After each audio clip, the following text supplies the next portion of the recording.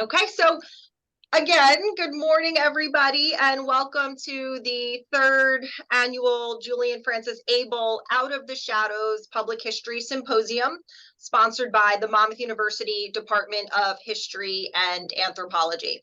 My name is Melissa Ziobro. I am our Director of Public History. So any questions, concerns, complaints you have today, you go ahead and drop those in the chat for me, and I will do whatever I can to help you. Most of our attendees today are from Monmouth, but if you are not, our gorgeous campus in central New Jersey offers easy access to both New York City and Philadelphia, and it's just 1 mile from the beach. We have a student population of roughly 6,000 and a 12-to-1 student faculty ratio. I'll drop our website in the chat so you can bookmark it and learn more about us later if you would like. Now we have on our gorgeous campus 2 National Register buildings. We have the Guggenheim Memorial Library, which you can see here, and we have our Great Hall, which you can see here. Now, the Great Hall is what brings us here today. This gorgeous building was designed by pioneering African-American architect Julian Abele. This symposium is a way of honoring Abele's legacy, because there's many different ways to memorialize people, right? You think of plaques and maybe statues, but you might also have fellowships, as we will see from our friends at University of Pennsylvania in a bit. And another way of memorializing people, I think, is just to regularly speak of that person, to do things in their honor. And so, we hope that this symposium is another way of keeping Julian Abele's legacy alive. It started a few years ago during COVID, actually. My Museums and Archives Management Basics class would normally have curated an exhibit at our university's library, but we were looking to pivot to doing something virtual, and we wound up creating this website to honor the life and legacy of Julian Abele and to try to help raise his profile, especially on our campus, but beyond as well, if that's at all possible. I will drop the link to that class website in the chat in a little bit also, in case you haven't had the opportunity to explore it yet. It's got a lot of info about Julian Abele's biography and the history of the Great Hall. Everyone who comes to Monmouth's campus falls in love with the Great Hall, which I just showed you, and you can see behind me here, but they tend not to know or learn a lot about its history. One of the things that my students and I kept saying was, people will say, have you been in the Great Hall? Did you know Annie was filmed there? And that is an interesting bit of information, yes, but we wanted to kind of change the narrative and make sure people say, oh my gosh, have you seen the Great Hall? Did you know that that is a Julian Abele, Horace Trumbauer building? So again, the website offers a wealth of information about the history of the building and Julian Abele. We have an incredible interview with Drex Spurlock Wilson, who I'm grateful is on the Zoom today. He is Julian Abele's biographer. I strongly recommend you not only listen to the interview, but go out and get this great book here, which you can find online quite easily. So there's the website, and then out of it also came the Public History Symposium. So for 3 years now, it's been free and virtual to try to make it as accessible to attend as possible. It always provides an update on what Monmouth is doing to steward both the Great Hall and Julian Abele's legacy, but it also, in Julian Abele's honor, seeks to shine light on other untold stories. So you should all have the schedule for today. I sent it out in advance. It's here. I'll drop that in the chat also if you don't have it handy. Again, if you have any questions or issues throughout the day, just drop a notice in the chat for me and I will help you.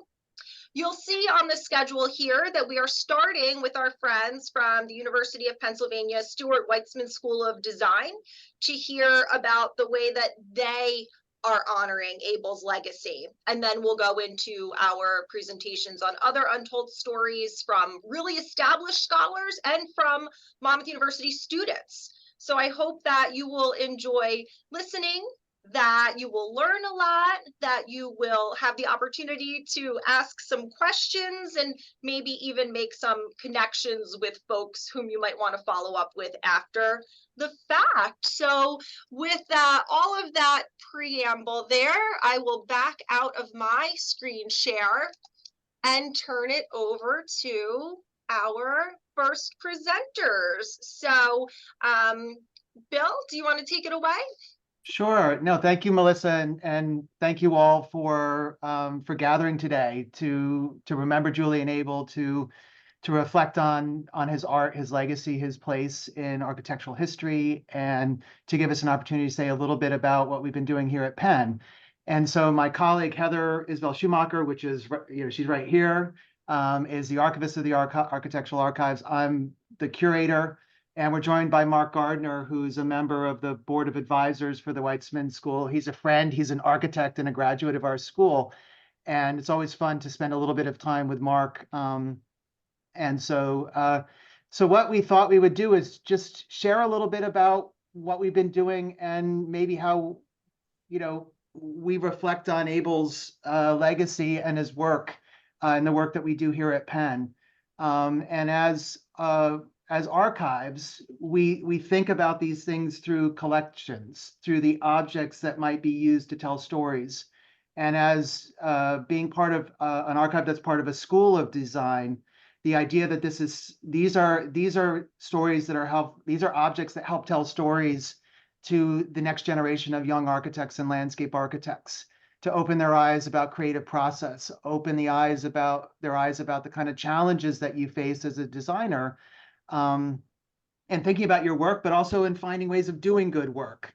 And so Julian Abele is someone who, you could tell interesting stories with. He's a very engaging character. So I pulled together a few images that maybe take us through, how, as an archivist, as someone who's used his collections in teaching here at Penn, how we might start to reflect on the experience of Abele as a student here at Penn, some of the work he did here at Penn, and how you start to open up vantage points into his experience, into the history of architecture at a particular point in time, and how that might be relevant in the present day. And so I've got a few slides, and then my colleague Heather is going to talk a little bit about a recent project, around the idea of approaching untold stories about America's first independent female architect, Minerva Parker Nichols. So let's get to it.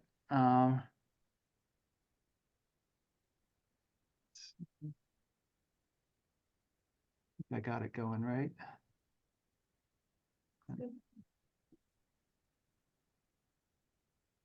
Okay.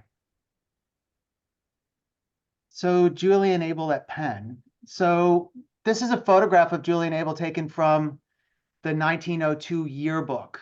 And he is depicted among his colleagues, the Architecture Society. These are the leading students of architecture. And he's a junior at this point in time. And he's seated amongst the colleagues. And, this is part of the architecture experience.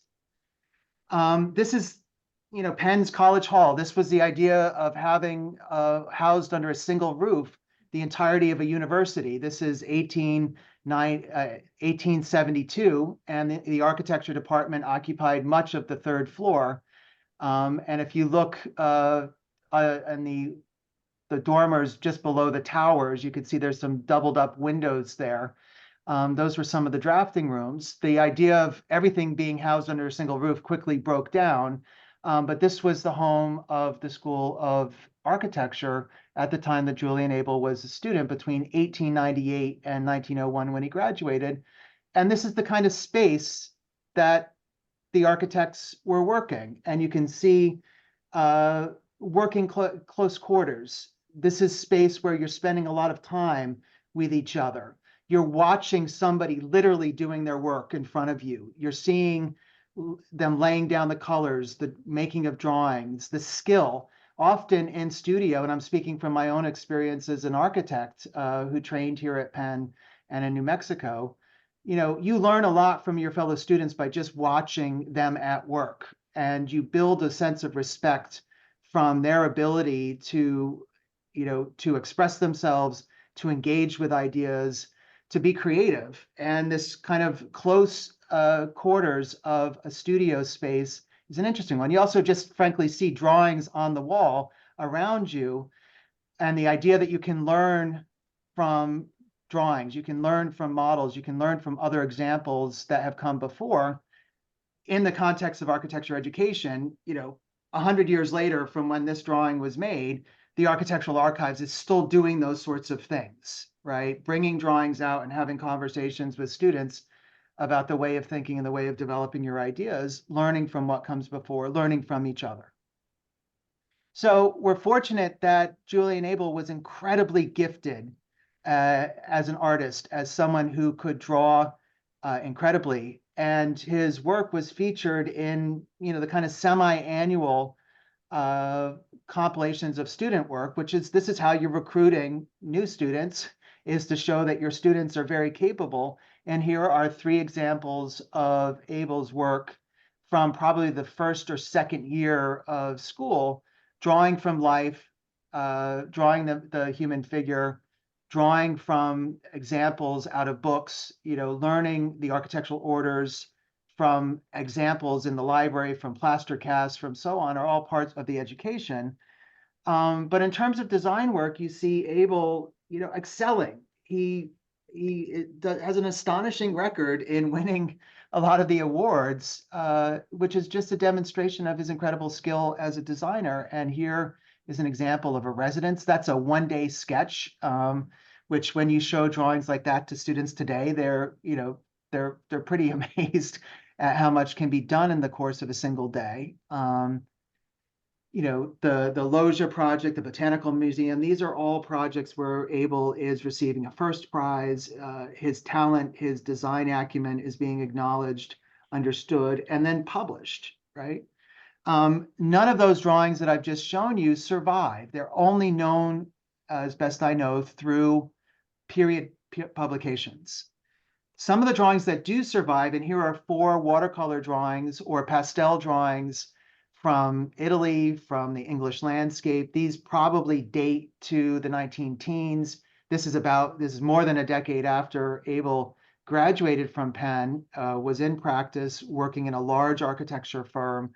But you know, they start to give one a sense of his skill as a draftsman, as an artist, as someone engaging with you know, the creative expression of architecture through drawing, and how one captures the experience of it directly.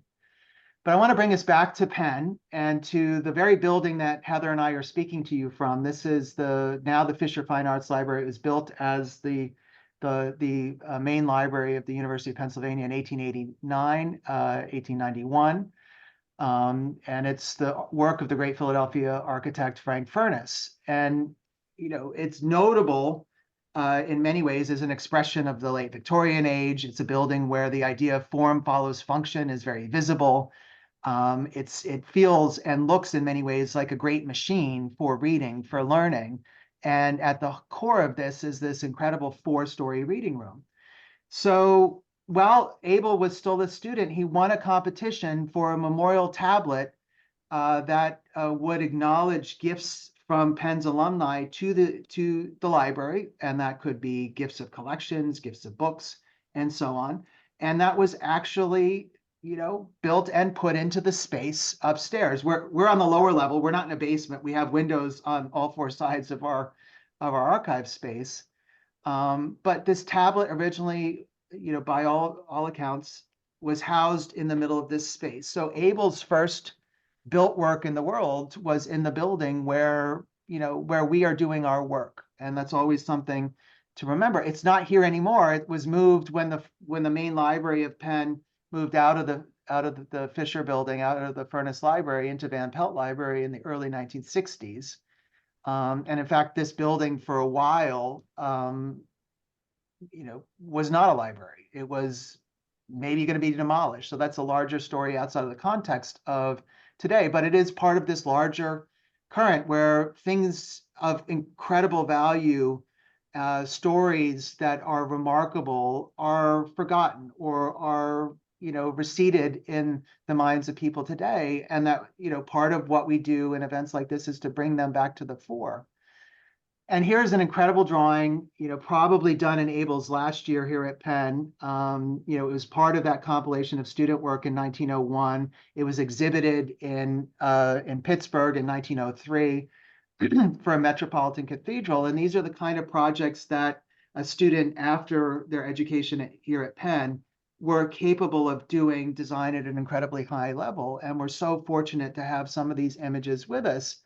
And surviving. And here's Abel's, from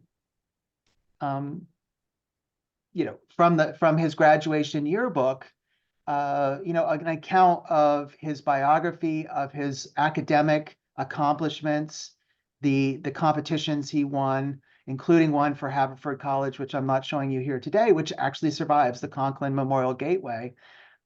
He won the Arthur Spade Brooke Memorial Prize, which is the main prize designating, an advanced standing for a design student. That's really our best architecture student of the time.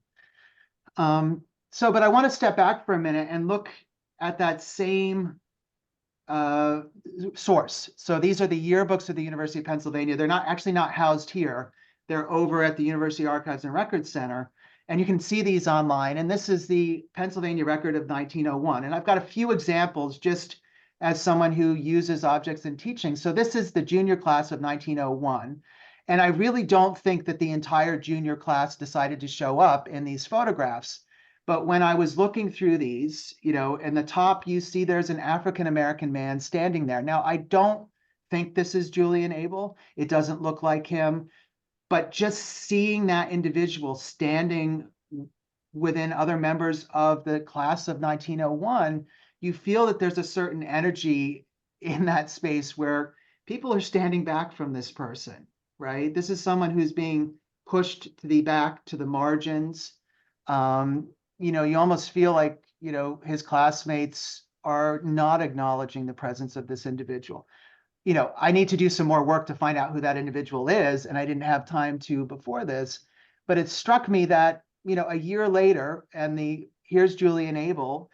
He is now head of the Architectural Society. These are his classmates, including, many people who went on to great design careers as he did. And he's, at the center of things. So in architecture, we often think about the primary thing that an architect does is think about the relationship between the inside and the outside. This threshold between how you shape the relationship to the world outside and how you, create functional spaces and inspiring spaces on the inside.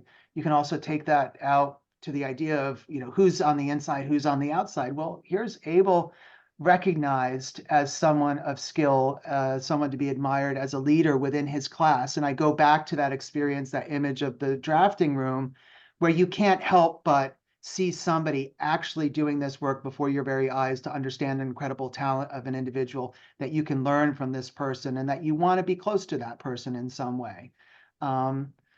So let's go to another set of images. And I've got two more examples before I'll turn over the floor to Heather. Here's a photograph of the office of Horace Trumbauer. And there is Julian Abele in the photo, but at the very background of the image. He's maybe been in Trumbauer's office active for about 2 years at this point.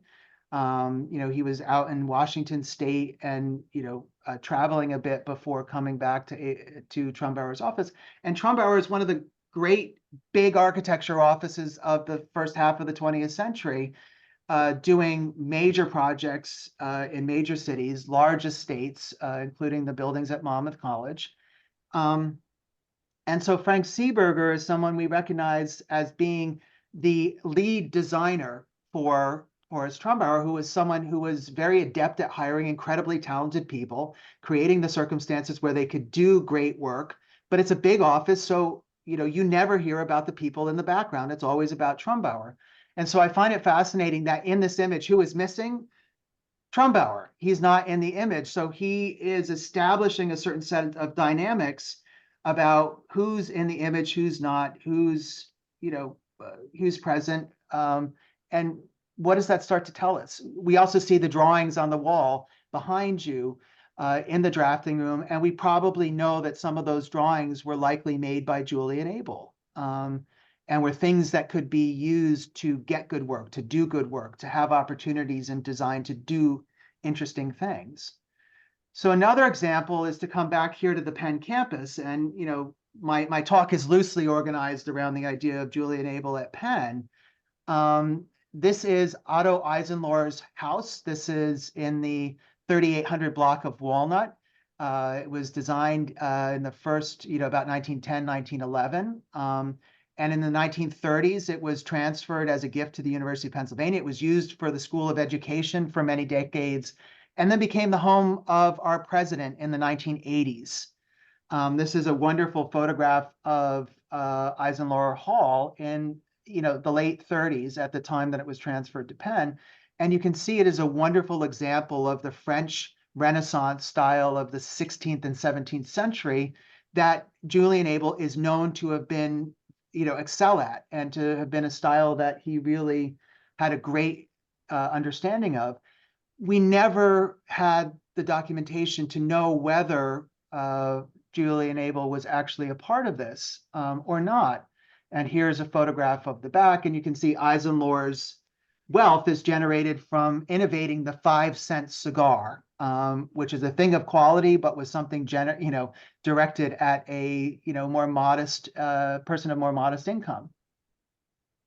So recently, in 2021, at the time that we had we convened the event here at Penn, I went back and I recatalogued some of the holdings we had related to Julian Abele, to Horace Trumbauer, and I pulled out some drawings for Eisenlohr Hall that we happened to have.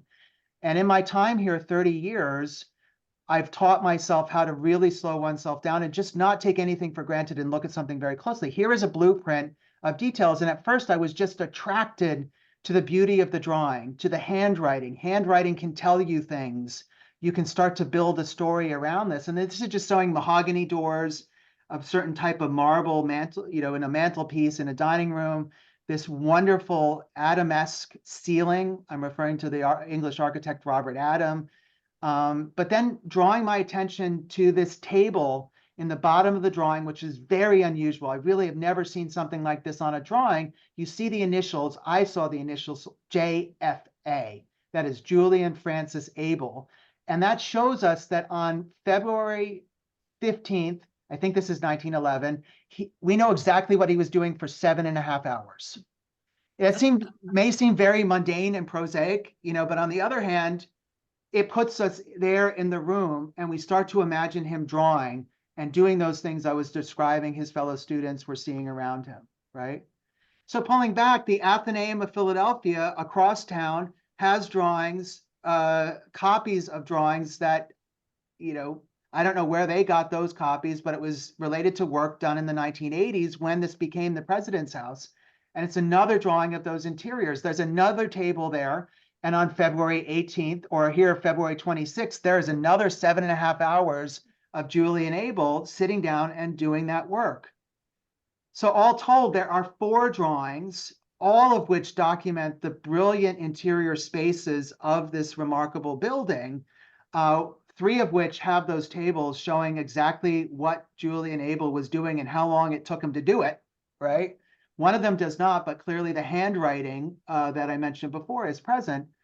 Well, here is a past president, Amy Gutman, and a group of talented young Penn students standing within the main entrance area and stair of Eisenlohr Hall. And these are spaces that we know that Julian Abele had a hand in. He was very likely the chief designer of. So it's very inspiring to have that knowledge now be made certain, and to have that be part of the storytelling that we can do here at Penn. So when I start to think of the trajectory of his life and experience, you know, I've left a huge amount of Julian Abele's story out. But it starts to make one think about how you might start to engage with, you know, with his accomplishments, with his experiences in finding archives out there in the world, finding the bits that survive, and start to think about how they open up windows inside of his experience and what that might start to tell us about today, the experience he had in the past, and you know, as a basis for learning and thinking into the future. So I'm going to step out of this for a moment so that my colleague Heather can come back in. And we're going to switch places because Heather's My camera's not working. Apologies.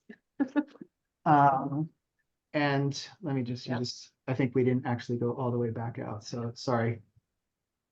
So here's Heather. Thanks, Bill. Okay, I'm gonna step us out of Julian Abele just very briefly to talk a little bit about a project that we just finished up here at the Architectural Archives, or are finishing up. Just to give you some context around how we've addressed kind of gaps and silences in the archive as it relates to another individual. Something to just kind of think about as, especially as Mark begins to unfold Julian's story a little bit more. So in 2020, we received a grant from the Pew Center for Arts and Heritage to look at the story of Minerva Parker Nichols, who is the first independent female architect, which means she's operating an architecture office without a man attached. So we'll talk a little bit about kind of attribution and how that, you know, having your own office as opposed to working in someone else's office, you know, might shape how the trajectory of your legacy.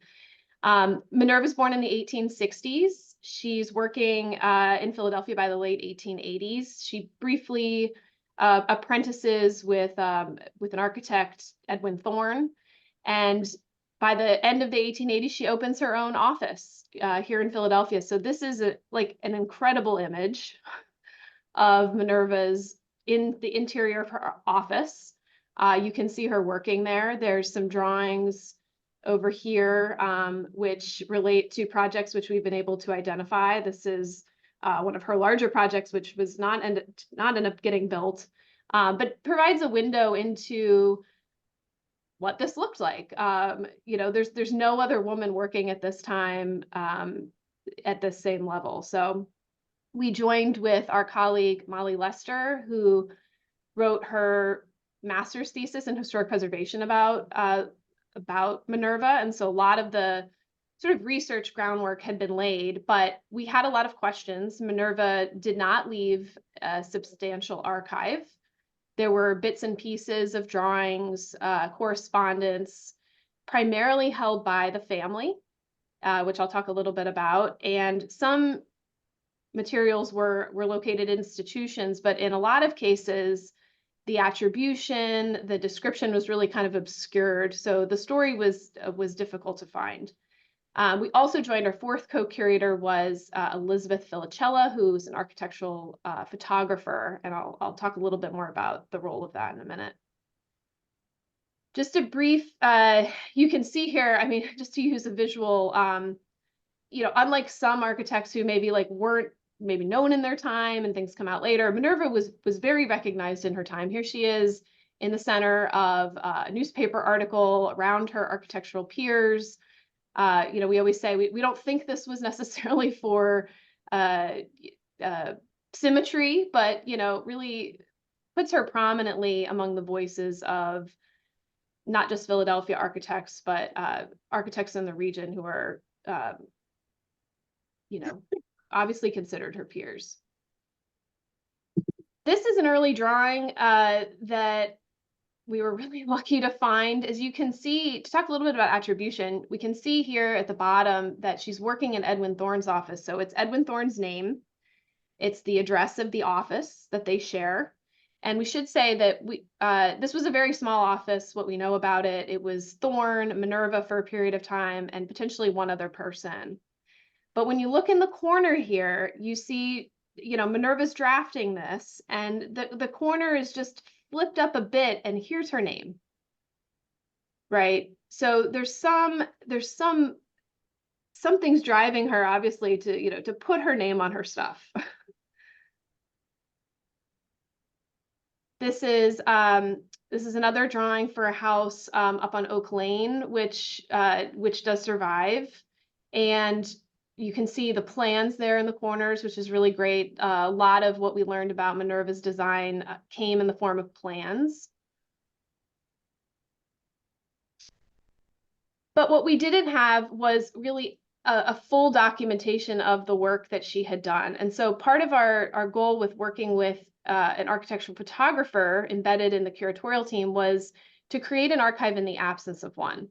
And so we were able to not just do the intensive research of stitching back together the existing architecture or the existing archival materials, but kind of place ourselves in the role of creating an archive, which, archivists are generally in the role of finding and organizing existing records. But we took this very active, engaged approach, which was a bit different for us, and we're still sort of reflecting on what that means. But this is the same house here now, documented. So in all, we were able to document about 32 sites. There's still a few that we are unsure of, but we photographed 30 of them. And I don't think I did a slide for this, so maybe I'll just talk about it here. One of the goals of this project too was to create this archive, but an archive can be found only if it's available. And the main resource for the history of the built environment is the Historic American Building Survey. One project of Minerva's was on the Historic American Building Survey. And just to kind of geek out for a minute in the sort of public history realm, is that prior to our project, there was one building that was there, but Minerva's name was embedded in what's called the data sheet. So it was like present in a PDF in the record, but her name was not an operable search term. So essentially rendering this invisible, her work invisible. We've since changed that. We've fixed that, and we just 3 weeks ago submitted our work to be added. So in all, there should be about 31 projects of Minerva's available on HABs. 248 views. 248 views, thank you. Very soon. So just a few installation shots here. So we did an exhibit, we did a book, and we submitted our stuff to HABs. You can see the intermingling here of the new photography, which is on these racks we call editing racks. Clearly meant to show that there's work still here to do, that this is, we're trying to set the stage for additional research that could be done. And then in the cases here, you'll see some of the archival material that we were able to pull together. So juxtaposed, it's just made a really interesting exhibit for people to walk through, to think about the linkages between the past and the present, and how one goes about, again, creating an archive in the absence of one, or addressing the silences and gaps in a collection. It's another view, and you can see that great drawing there. And just lastly, because I want to make sure Mark has some time here, one thing I feel really happy about that we were able to do was, Minerva was sort of largely left out of the narrative of architectural history, but when she was mentioned, her career was really kind of misunderstood. It was like, oh, she worked for 6 years and then kind of dropped off the face of the earth, so to speak. But what we were able to do was really show that that wasn't what happened. She had this very intense sort of 9, 10 year, 11-year period where she was working, but then she had children and moved away from her professional network. But she continued to work, to design. Oral histories from the family came in saying that, her drawing board was never, her drafting board was never empty, it was never idle. And we found this great articles proving that at the age of 75, Minerva's still working. And just to wrap this up, here's a color photo of Minerva. This is August of 1949, so just a few months before she died. It's the only, I think, the only series of photos we have of her in color. So really bringing her into the 20th century, which she did work in, and this is a house she designed with her grandson's dog. And this is where we ended the show. And yeah, so I hope that just provides a little bit of information about, you know, how one can take a story which is either not known or misunderstood or not fully developed, and, you know, through like active engagement with the collection and questions about archival systems, you know, we can really dig into the story and create a lasting record. Thank you.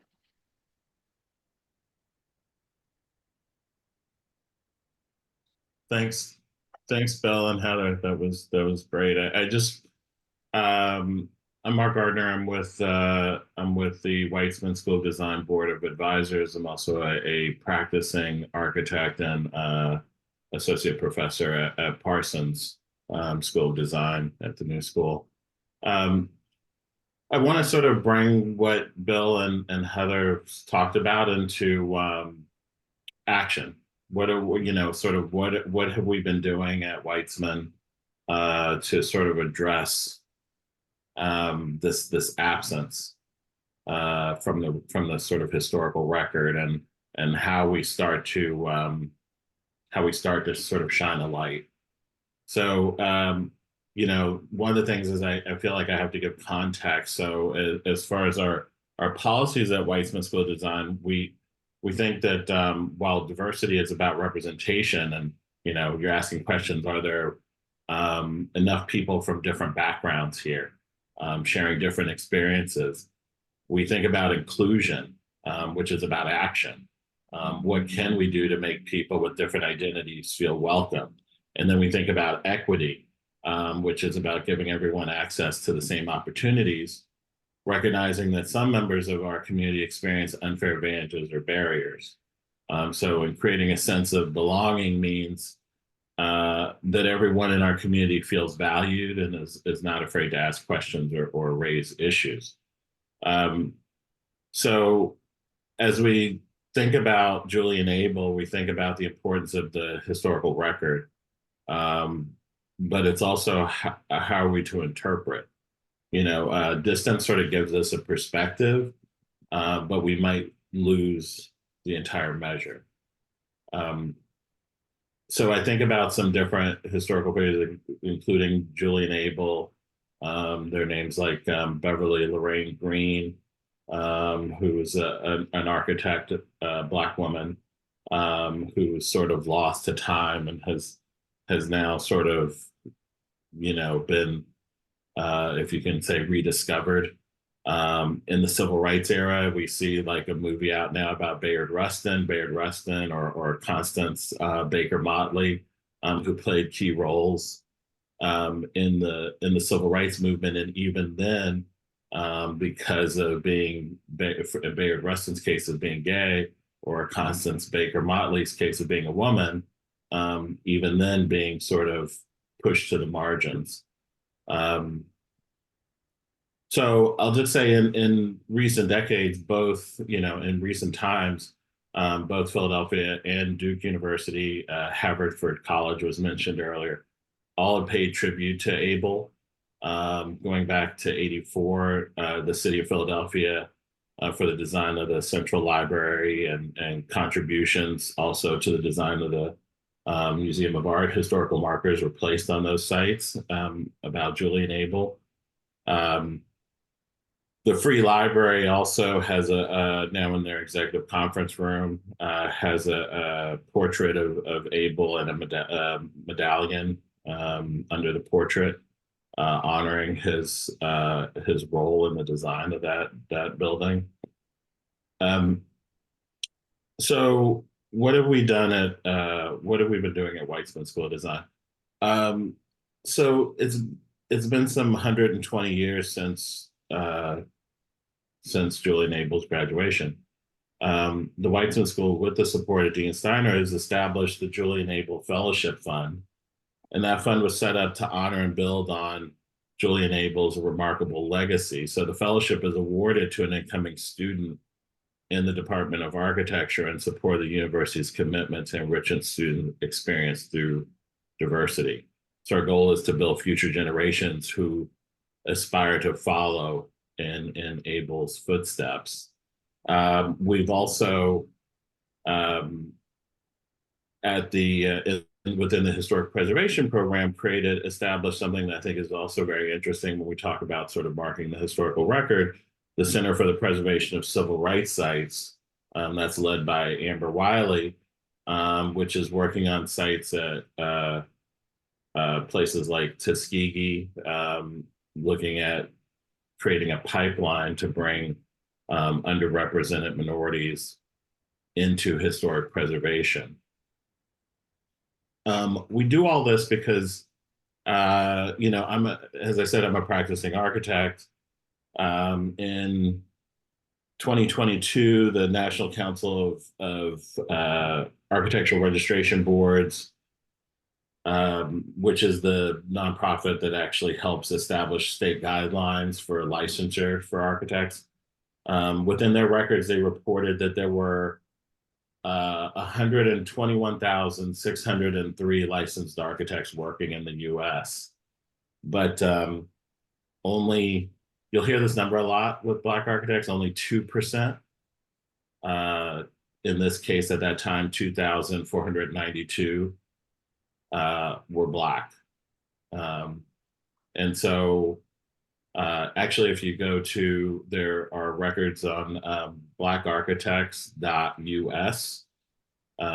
If somebody maybe could put that in the chat, but that is a site that actually has data around the number of Black architects. So here we are, like I said, some 120 years since his graduation, and our numbers are still small. And so that also means that those sort of how we start to see the historical record, or how, like I said, once we've given distance and perspective, how will we be viewed now in this moment, in this present moment, in this age?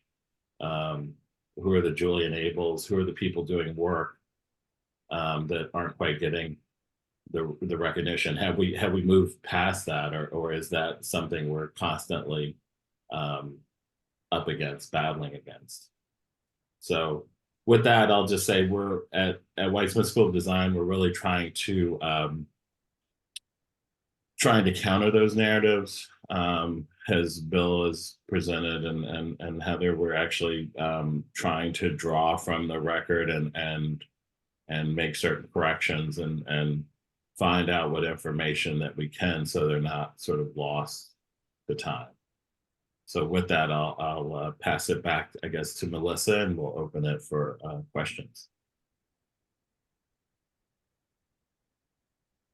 Thank you so much, Mark, Bill, and Heather. That was so interesting. I'm struck by so many things you said. I'm over here scribbling notes like crazy. The idea that you might have to be proactive and create an archive in the absence of one. Or, Heather, you noted the links between the past and the present. And speaking of those links, I did drop the links that Mark referenced in the chat if anyone is interested. The page I shared that talks about the Julian Abele Fellowship in Architecture includes a link to contribute to that fellowship if you are so moved. Yeah, you're welcome. Let me open it to the audience. Does anybody have questions for Heather, Bill, or Mark? You do have the ability to unmute yourself if you'd like to ask a question, or if you'd like to type the question in the chat, I would gladly read it for you.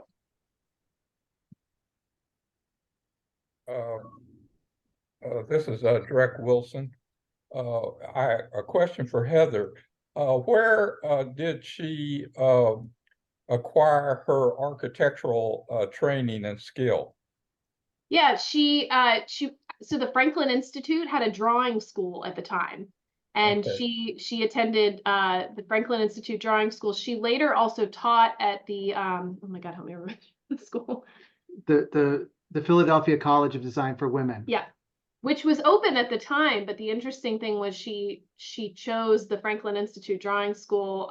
We made some, Molly Lester, who wrote the biographical portion of the book on this, sort of laid out some potential reasons why she might have chosen the Franklin Institute as opposed to a drawing school for women. But we think it might have to do with, she was really after getting the technical skills of not just the design, but of building. And there's a lot of information about her presence on site and her knowledge about not just her job, but the builder's job, and wanting to be, really astute in those ways too. Thank you. Yeah, there were, just to build on that for a second, there were very few, if any, role models for a woman to establish an architectural practice independently in the 19th century. Minerva's quite remarkable for that. The author idea of her feeling comfort on the job site, amongst, the mechanics, as they were called at that time, and having a confidence, but also having the respect of those individuals was quite fascinating. I had a question for Heather. I really like the design of that exhibit, the Parker exhibit. And I know I had a good architect who designed it there, I'm sure. The racks on the wall, were they open? It was hard to see. Were they open that people could actually pick up the photos? Or was there some glazing over those photos so that public could have access to them? Yeah, so they were open. I can talk. Bill was our sort of primary exhibit designer, but it was a joint discussion about how to treat the new stuff against the old stuff. And our architectural photographer had done a show on new photography of all the branches of the New York Public Library, which was just an incredible. They were much smaller, really densely hung. And they had these, she called them editing racks. We kind of stole that from her, where, there was a lip and they just kind of tipped in and people could interact. And there wasn't plexi behind it. It felt very, I think we got a lot of feedback about that, about the design of it, that it felt very accessible to people. We wanted that. We also needed to differentiate it from the historical material in a way. So they were open, but because of the nature of the photographs and curling, we did sort of sticky tack them up so that they're, because also this is an archival set, so we wanted to preserve, as much of the kind of curling and physical things as possible. But yes, it was open. It was not behind any kind of glass or plexi or anything. You didn't have any problem with people picking them up then? We didn't. We had conceived of an idea where people could pick them up and kind of move them and sort of, if you wanted to see all the doors next to each other, you could you could curate a little thing. And eventually I think it got a little too like twee or something, and we just thought, we didn't know if how that invitation would be received. And also there was just the practical thing of like, we don't want to lose the set to curling and bending. So we landed on that. Thank you. We have time for a couple more. If we have any other questions in the audience? Again, you can unmute yourself and ask the question or type it in the chat. Hey, everyone. Go ahead, Dr. Drosa. Thank you so much for these papers. I appreciate the questions that Mark posed about where we're at in this memorialization process. At Monmouth, we have a Monmouth first kind of view of it, and we kind of feel like from 0 to 100 since 2020, but that's such a local perspective. William, I really found persuasive the readings of static photos to read into those some plausible insights about relationships. I'm reminded very much how in History of Warfare, the idea of the touch of the elbow is such a powerful sign of mutual sustenance in the field, and the absence of the touch of elbow in the class photo and the presence of it in the Architectural Society photo I thought was great. And Heather, I guess this question is mostly aimed at you, but when you have an archive, which I imagine has so much stuff coming in and so many internal debates about what you're going to feature and what you're going to accept and how you're going to treat it. How do you get the elbow room even to have your own initiative, and how did that project fight its way to the top of all the things you could have done? And was there student impetus for that as well? Yeah, I'll talk and then Bill can fill in any gaps. The thing I love, so I came into this project after Molly had written her thesis. So she and Bill, I think, had already like started talking about like what kind of project on Minerva could we do. The Architectural Archives actually has, I think, 11 drawings of Minerva's, and Bill's used them in teaching students for years, mostly as a way to say, drawings are a way of communicating from the architect to the builder, here's what we're doing, right? And students were seeing the drawings and then asking, like, well, what else did she build? Who's this woman working in like the 1880s? So I think it came really directly out of student inquiries about gaps in our own collection. So, there was definitely this internal thing about, what project could we do to illuminate some of that and to fill in those gaps? I'll be honest, I always struggle a little bit with monographic projects because it's like, there's so many gaps in the collection. There's so many stories that could rise to the top. And so there were times, especially at that time, where there were such weighty conversations around, missing stories and, wanting to do justice, especially to, people of color and more oppressed groups, maybe perhaps. I think, we were sort of already within the project. And I think what I took from it was, being able to tell Minerva's story, but also just using her story to be able to understand how the gaps in silences happen, because some of that is universal, like systemic stuff, and some of it is really specific to the individual, their circumstances, the time period, the context, and all that. So I think as an archivist, as a public historian, I think I was able to take some of those lessons that now, we're trying to apply to other collections and thinking about what do we take in. How do we look at a collection that maybe at first glance we might look past, but we're retraining ourselves to think holistically about the collection and the stories that are not present or not fully present. So I think it was a really fantastic exercise, and I think we're all still kind of grappling with how does this reframe our work now going forward. This will all be captured in a book that comes out and is published in March of next year. Minerva Parker Nichols, The Search for a Forgotten Architect, Yale University Press, 356 pages. And with our endless and deep gratitude to the Pew Center for Arts and Heritage for having these incredible grant programs that allow you to create a project, to assemble a team of very thoughtful and engaged people with a diversity of points of view, approaches, perspectives, and then put them together into a process that results in, you got to put a show on the wall, right? Hard deadlines. Hard deadlines are helpful. The book is coming out 8 months after the show, but that's okay.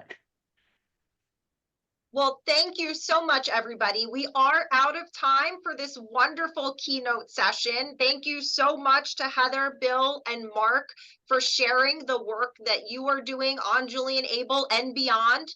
If anyone is interested in continuing the conversations with Heather, Bill, or Mark, I've dropped their websites in the chat so that you can do that.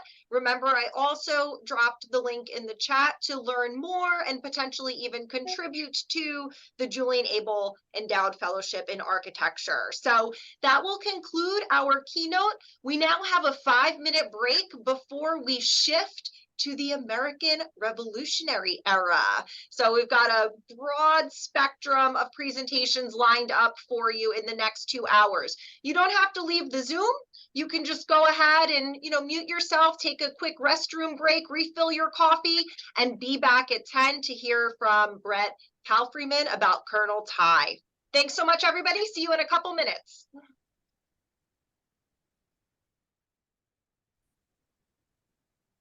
Not muted.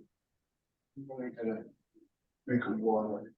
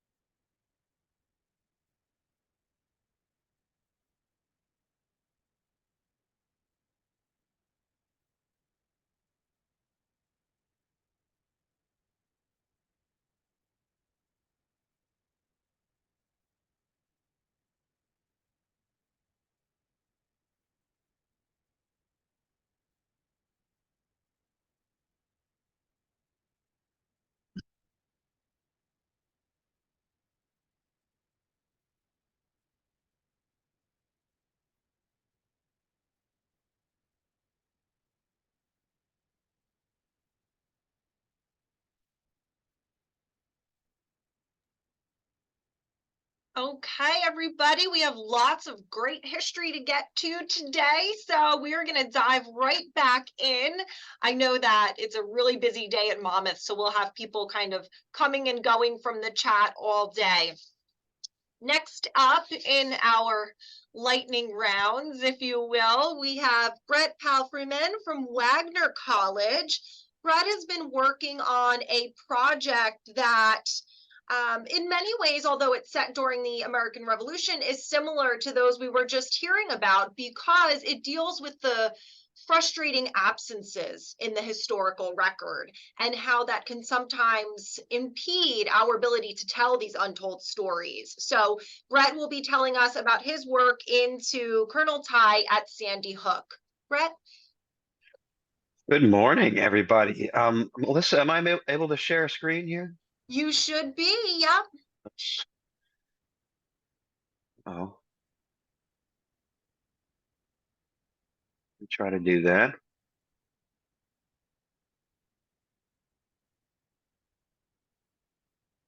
Huh, this doesn't look like it usually does. Here we go, opening with the usual.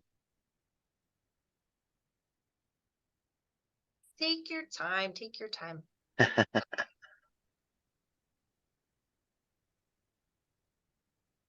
All right. Anyway, I seem to have some system preference that I need to reset in order to share my screen on my end. But anyway, I guess I don't need to. Well, thank you so much, Melissa, and thanks all for being here this morning. As Melissa said, my name is Brett Palfreyman, and I'm an associate professor of history at Wagner College over in Staten Island, excuse me. I'm honored to lead things off today and tell you all about an exciting new public history project that's ongoing over at the National Park on Sandy Hook. I and some others have been working together with a team, including the National Park Service and the Sandy Hook Foundation, to tell a story about Colonel Ty. Now, I'm sure that's a subject that some of you may be more familiar with than the general public. But Colonel Ty was an enslaved New Jerseyan who ran away from slavery and went to Sandy Hook and eventually became the leader of the famed Black Brigade, a band of loyalist guerrillas, and led white and black loyalists in a series of daring raids all across northern New Jersey, and became one of the most famed and feared guerrilla fighters of the American Revolution. So this tremendous rags to riches story. We are hoping to create a new public history storytelling project to share this story at Sandy Hook. And in doing so, we have some obvious advantages. We have a really fascinating, gripping, engaging, dramatic story, the story of Colonel Ty himself. We have a large built-in audience at Sandy Hook. It is quite popular as a place to go to the beach, a place to enjoy the seaside, a place to be outside, several million visitors a year. At the same time, we face a sincere challenge, which is we don't know as much about a figure like Colonel Ty as we'd like to. He just doesn't appear in the historical record. There are so many questions that remain unanswered that we, the storyteller, who are hoping to capture some of this drama, some of this excitement, some of the real engaging aspects of his life, face. So here's where I would begin to show you some things, but I can describe them.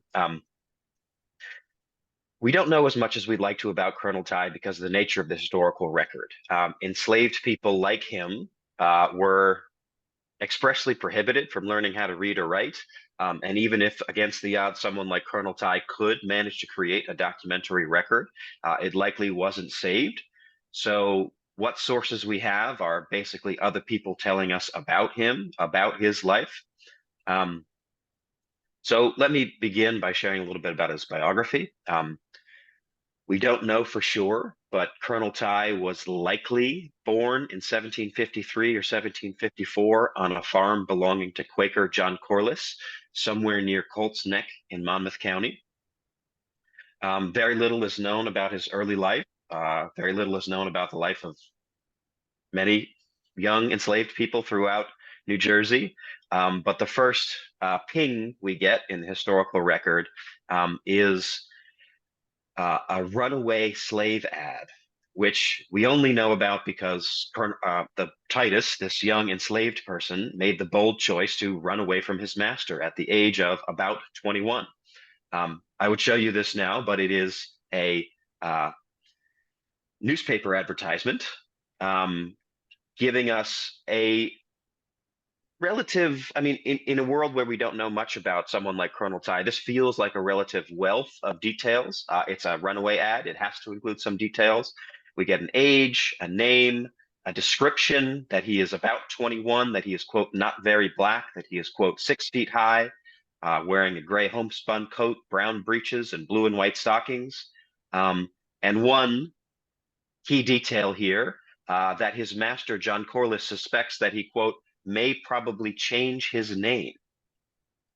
After this moment of the runaway, we don't know as much. He may have gone to Virginia following Lord Dunmore's proclamation promising freedom. He may have hidden in one of the big cities like New York and Philadelphia. What we do know is by 1779, he ends up at Sandy Hook. And he becomes, we don't know exactly how, but probably through his own merit, he becomes Colonel Ty. He's given this honorific, and he is commander of the famed Black Brigade. And now he is leading these daring raids all across northern New Jersey, which has become a war zone, basically, between patriots who control the mainland and loyalists and the British who control Sandy Hook and New York City.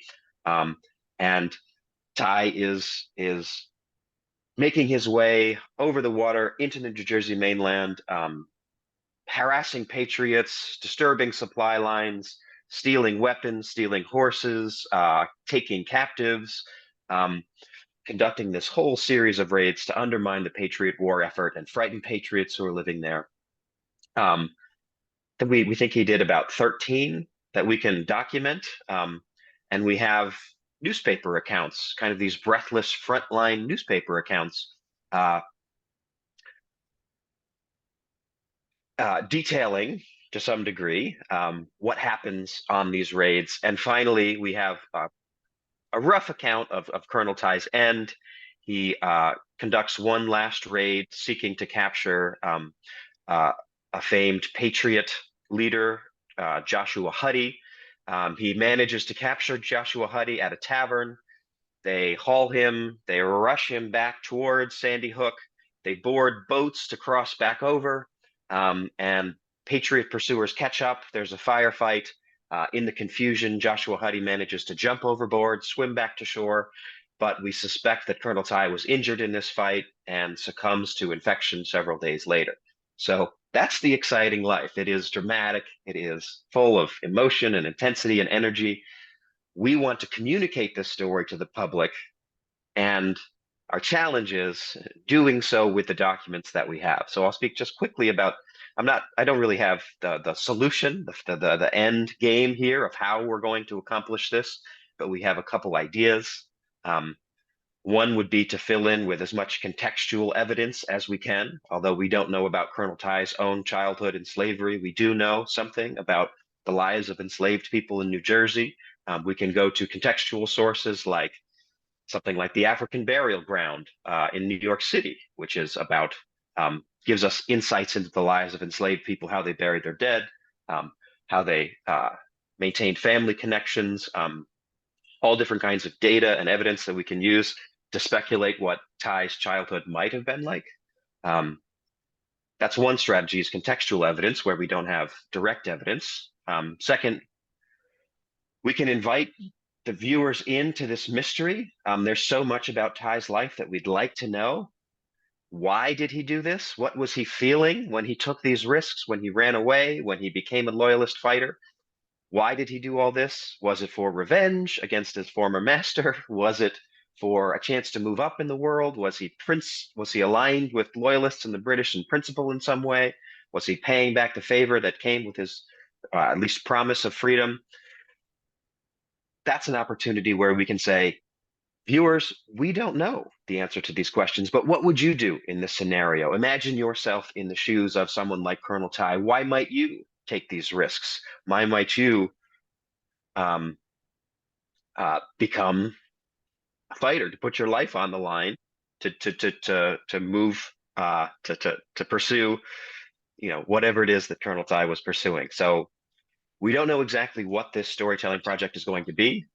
It might be a virtual reality tour. It might be a live performance. It might be our latest idea is might involve projecting mapping, where we show large kind of scenes projected onto buildings as part of a live event. But we want to tell the story. We want to be engaging. We want it to be dramatic. We want it to do Colonel Ty justice. But I'll leave you all to think about and ask questions about the challenge of doing so based on the thin kind of documentary record that I've described. Thank you, Melissa. Thanks all. Thank you so much, Brett. I know it's especially hard to ask my fellow faculty who are used to talking for 90 minutes at a clip to do anything in 10 minutes, right? But you did an excellent job. Thank you. This is, as you said, a story. If there's any story that's going to grab, say, a student's attention, how could it not be this? And yet, how do we avoid sensationalism and strike that balance in telling historically accurate stories with what little we have available? It's so wild fascinating. speculation. Yeah. So questions from the audience. Once again, you can unmute yourself and ask a question, or you can type it in the chat and I would be happy to read it. Give everyone a minute to find their mute button. Brent, this is Drek Wilson, and I can commensurate with the difficulties that you're facing in trying to develop information about him.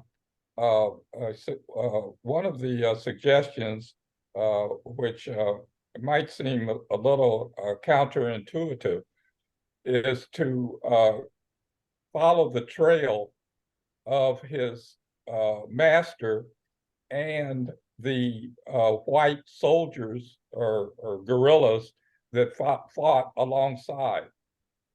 There is certainly likely to be much more of a paper trail for them rather than the colonel. The other suggestion, which you might have thought about already, at least in my limited knowledge about the American Revolution, the most prominent African-American name is Crispus Attucks, who I think participated in the Tea Party in Boston. And that might give you some ideas and some leads on how to approach and find more information if you can see what has already been accomplished relative to Crispus Attucks. Yeah, thank you so much. It's unfortunate that so much of the paper trail that we know in order to understand the lives of the enslaved people was created by their enslavers. And let me give you one example of how we're trying to work along those lines to make some speculation, at least hopefully informed speculation, is we know that Colonel Ty's master, or John Corliss the Quaker, many Quakers in the area were considering manumission at this time, and some, in fact, were manumitting their slaves. But John Corliss actually was called. We have records that he was called to appear before his Quaker congregation and was chastised for not manumitting his slaves. He apparently refused to, and other Quakers noticed. So that's what we know. What we might speculate based on that is, at least amongst Quakers, Corliss might have been a little tougher as an enslaver, less willing to consider the idea of manumitting someone like a young Colonel Ty. So perhaps that helps to explain why Ty might have run away. Lots of enslaved people were running away around this time because New Jersey was destabilized by the Revolution and because there were at least rumors of promises of freedom. But we might be able to make an informed speculation that Ty had special motive because his master, John Corliss, at least amongst Quakers, was less amenable to the idea of manumission than some other Quakers. Well, that is so interesting, Brett. And when we use this term, we're interpreting history. I mean, we really are, right? Because it's not all there neatly for us. Well, thank you so much, Brett, for telling us a bit about your project. If anyone would like to continue the conversation with Brett, I put his faculty webpage there. Today's all about making connections. So please reach out if you'd like to hear more about the Colonel Ty work. Next up, we are staying in the American Revolutionary period with Nicole Skalenko from Kean University. Nicole's been a part of a project that seeks to highlight two relatively little known Revolutionary War battles, Connecticut Farms and Springfield, and within those relatively little known battles to tease out stories of women and enslaved Americans, free Black Americans. It's another tough task, but Nicole's had some wonderful successes. So Nicole, floor is all yours. Hey everyone, thank you so much for coming. Can everyone hear me okay and see my screen okay? Absolutely, thank you. Okay, perfect. So let me just start this. All right, well, thank you all so much for coming, and thank you, Melissa, for that warm introduction. I really appreciate it, and for including me in this conference. I'm really excited to present this project. So the presentation is titled Seeking Untold Histories of the Battles of Connecticut Farms and Springfield. And before I get started, I just wanted to extend my thanks to my colleagues who also helped with this project. That includes Melissa and Jeffrey Fuad, Rich Fight, and Jonathan Mercantini.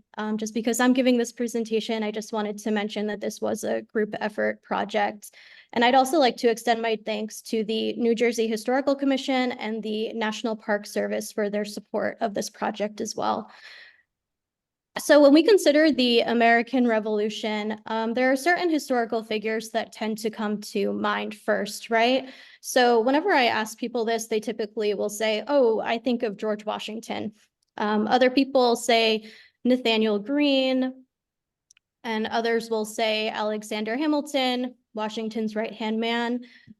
So that all makes sense, but I think it's really essential that we recognize there were other people that were involved in these battles, especially marginalized people. Like, how do people of color fit into this history? How do women fit into this history? And even civilian soldiers in their narratives as well.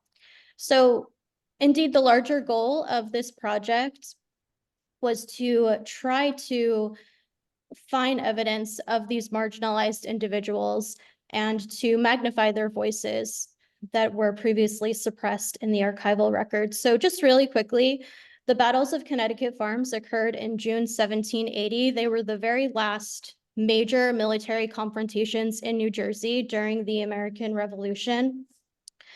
And they took Connecticut Farms took place on June 7, 1780, and Springfield took place on June 23rd, 1780.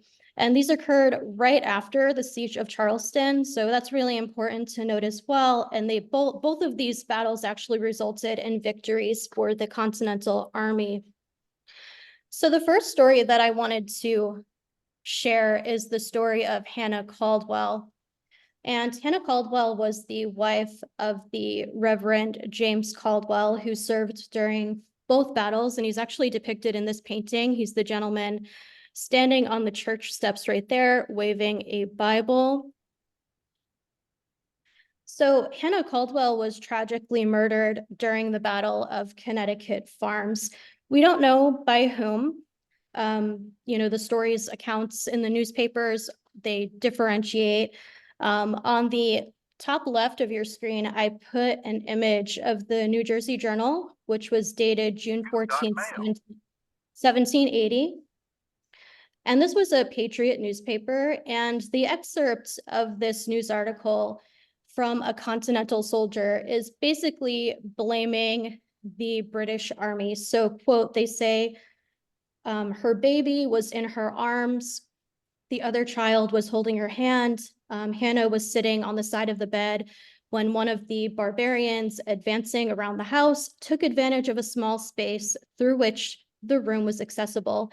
and fired 2 balls into that amiable lady, so well directed that they ended her life in a moment, end quote. Now, if we look at the bottom right, that's an image of the Royal Gazette, and there was an article that was published by a British officer who is basically disputing this notion from the Continental soldiers that Hannah Caldwell was murdered by the British. And they say, actually, you know, quote, the only ball we could discover that had touched the house was the one that killed her. It appeared to have come from a northern direction in the course of rebel fire and passed between the joints of the plastered wall. It seemed to have passed so far above the bed as to have hit her above her girdle, and its passing through her left breast I account for by supposing her to have sat in a stooping posture, end quote. So, you know, we have the Continental soldiers blaming the British blaming the Continental soldiers. But one thing that we really need to pay attention to is that Hannah Caldwell's death not only was this propaganda cause for the Patriot cause, because her death was frequently mentioned in Patriot newspapers up to a year after her death, but also that she represented this beacon of the Patriot cause. And even her life is actually, even today, demonstrated in the Union County seal. I can't remember if they actually voted on a new seal for Union County, but it's the only seal that I know of that actually depicts a death, and that's the image in the top center right there. Now, as a result of Hannah Caldwell's death, there were a lot of myths and legends that came out of it, and this is where history and myth and legend kind of get wrapped up, right? So one legend kind of centers around William Livingston, and his image is on the right there. That was our first elected governor of New Jersey. And throughout the course of the American Revolution, Livingston could not remain at home. He had a bounty on his head. He also was the wartime governor, so he was attending various kangaroo courts throughout the state's interior. So on the left-hand side, that's his home, Liberty Hall, which is located in Elizabethtown, New Jersey, now Liberty Hall Museum. So Livingston's wife and his daughters frequently stayed at home to protect their home from British invasion and Hessian invasion. They frequently came face to face with British officers looking to kidnap William Livingston. So one night after the Battle of Connecticut Farms, the Hessian officers thought it would be a great idea to march to Liberty Hall. So from Connecticut Farms to Liberty Hall, it wasn't very far. I couldn't tell you the exact miles, but it's not that far. But that night it was pouring. There was a really bad thunderstorm, and the Hessian officers barged into Liberty Hall. They climbed the stairs, and they were met with Livingston's daughter on the stair landing. And a painting of her depicted as the ghost of Hannah Caldwell is on the left. When the Hessian officers met her on the stair landing, a bolt of lightning struck through the sky and lit her up, the window behind her, so it made her look like a ghost. The Hessian officers reared back, and they thought that this was the ghost of Hannah Caldwell that was coming back to haunt them. And before they left Liberty Hall and went back to their encampment, they marked up the staircase with their bayonets, which an image of that is depicted on the right. Okay, so I also wanted to share this item here. This is a transcription of a journal of a Hessian officer. So on the left, there's an excerpt, I circled it, for June the 5th. And it says the army under General Lieutenant von Kniphausen was ordered to march and leave back all baggage, women, and sick. So here we have, you know, an example of women who played prominent roles in the Continental Army, in the Hessian Army, and the British Army. They typically perform traditional gendered roles such as cooking, cleaning, mending clothing. But, you know, here the women are kind of forced to stay back in Staten Island because the men are expected to fight in battle. So the page on the right is another excerpt from the same Hessian transcription, and I'll read you the excerpt from June the 13th. it says, our jaggers started over the bridge towards Newark at 7 o'clock in the evening to surprise the cavalry pickets of the enemy there. But they found it out and drove our jaggers back. And the postscript reads, it is near impossible to surprise the enemy on any occasion, for every house is a so-called advertisement post. For the farmer or his son or servant, even wife or daughter shoot off a gun or run the footpath to notify the enemy. So we see an entire community that was engaged in these battles. And this was a much larger contribution to the British failure in taking Connecticut farms and Springfield. I know this is really hard to see, but it's a really interesting resource that I wanted to share. I just recently came across it. So pension records were really important for our research purposes, and they're incredibly valuable. Finding accounts of soldiers that were physically present during these battles and fighting against British forces, they're rare to find in pension records. So here we have a pension record of Ichabod Baldwin, and he offers an incredibly detailed account of his military career.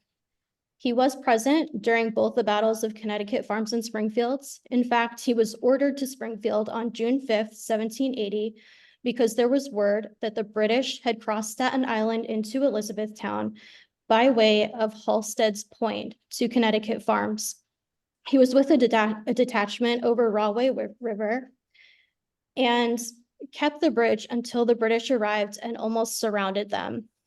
During the Battle of Springfield, he witnessed 2 of his fellow soldiers that were killed by a cannonball, and he was also part of a detachment that followed the enemy to Elizabethtown and demolished their fort. This is an incredibly rare and personal account of these battles, and they're invaluable resources for us because it gives us further insights into the lives and experiences of civilian soldiers. I also wanted to just share these damage claims really quickly. These are also really important in telling this history. If you had property loss, whether the British or Hessians stole your property or destroyed it, you could apply to the state and later the federal government to get compensation. So the image on the left is a damage claim that was filed by Jonathan I. Dayton. And this was inventory of his property that was taken and destroyed by the British troops or their adherents in June 1780 and also January 1777. So the property is listed as, quote, 1 Negro man taken, 1 pair of oxen 5-year-olds, 1 ox cart, and 1 dwelling house, end quote. So I think this is really important to share because not only does it show for students especially that are just learning New Jersey history that slavery existed here. And it's also just one example of the historical record where people are frequently invisible and they pop up and appear in random sources. We do not know what happened to this man. He may have run away to British lines, believing that he had better opportunities with them. We also we don't know his name either, and names are so important, especially in these little snippets in the historical record.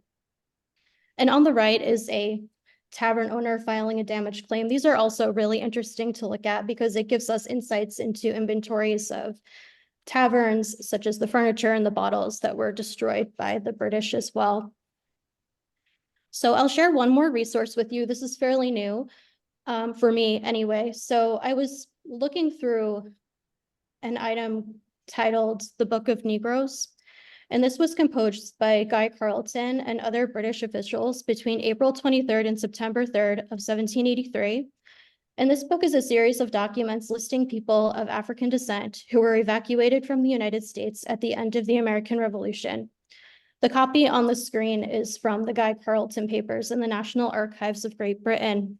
And just really quickly, I noticed one individual in here named George Greenard. And he formerly sewed Mr. Greenard's at Charlestown. He left it with Sir Henry Clinton's army.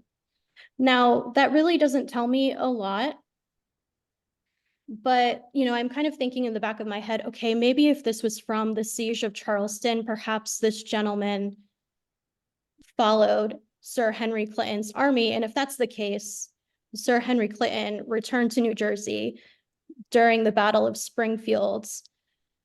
So of course, this leaves me with more questions. Was this gentleman with Sir Henry Clinton's army? Could he have possibly participated in the Battle of Springfield at all?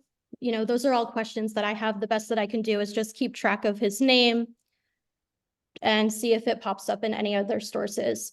So in closing, the battles of Connecticut, Farms, and Springfield, and more largely, the American Revolution involved many people, including people of color, women, children, Indigenous people.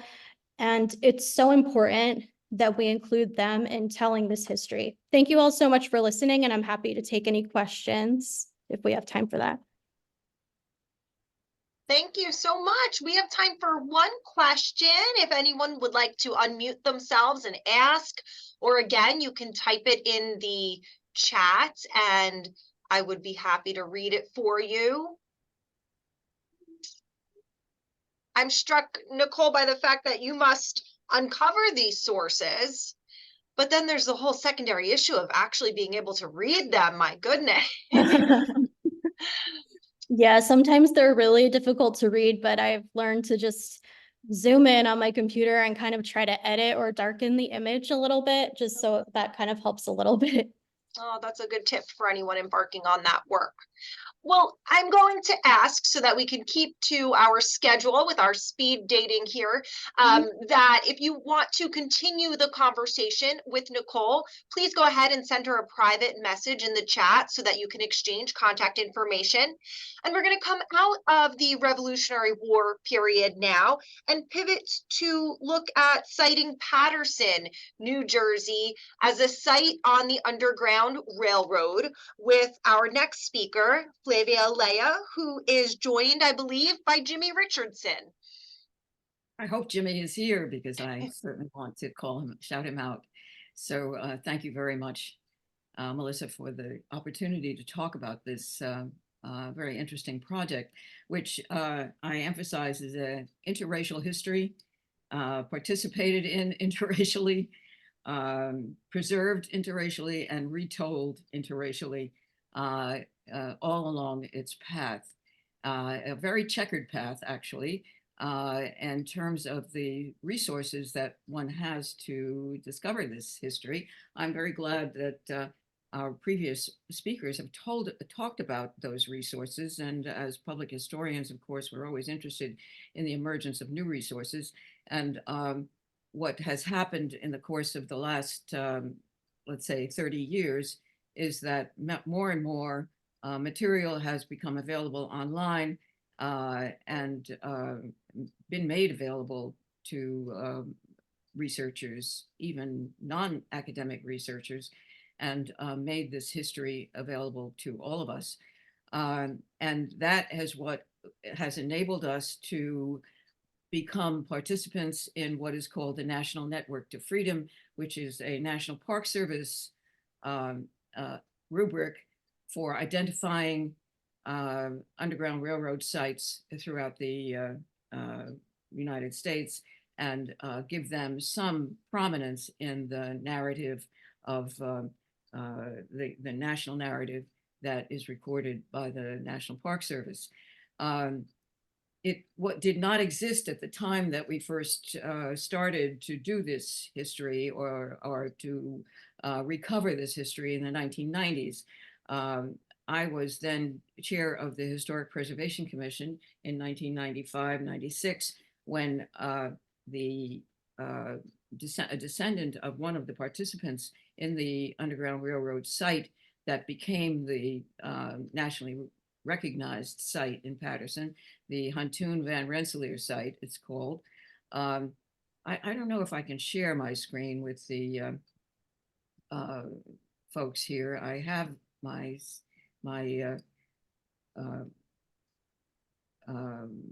you should have permission to do so. Okay, so let me see what I can do about sharing this particular board here. I didn't come prepared to share, so I'm a little bit behind the curve here. But in any case, in 1995 and 96, a descendant of one of the participants in the Underground Railroad site that is now recognized by the National Park Service. Sorry to interrupt you for 1 sec. I just want to let you know we're seeing your calendar, so I don't know if you want to stop the share. No, I don't want to do that. I'm so sorry. I tried to share rather the first part of this my slideshow, but I'm gonna. Yeah, maybe it's just a matter of pushing the one on top. It's in top of the calendar. At least, can you slide it to the left or expand it?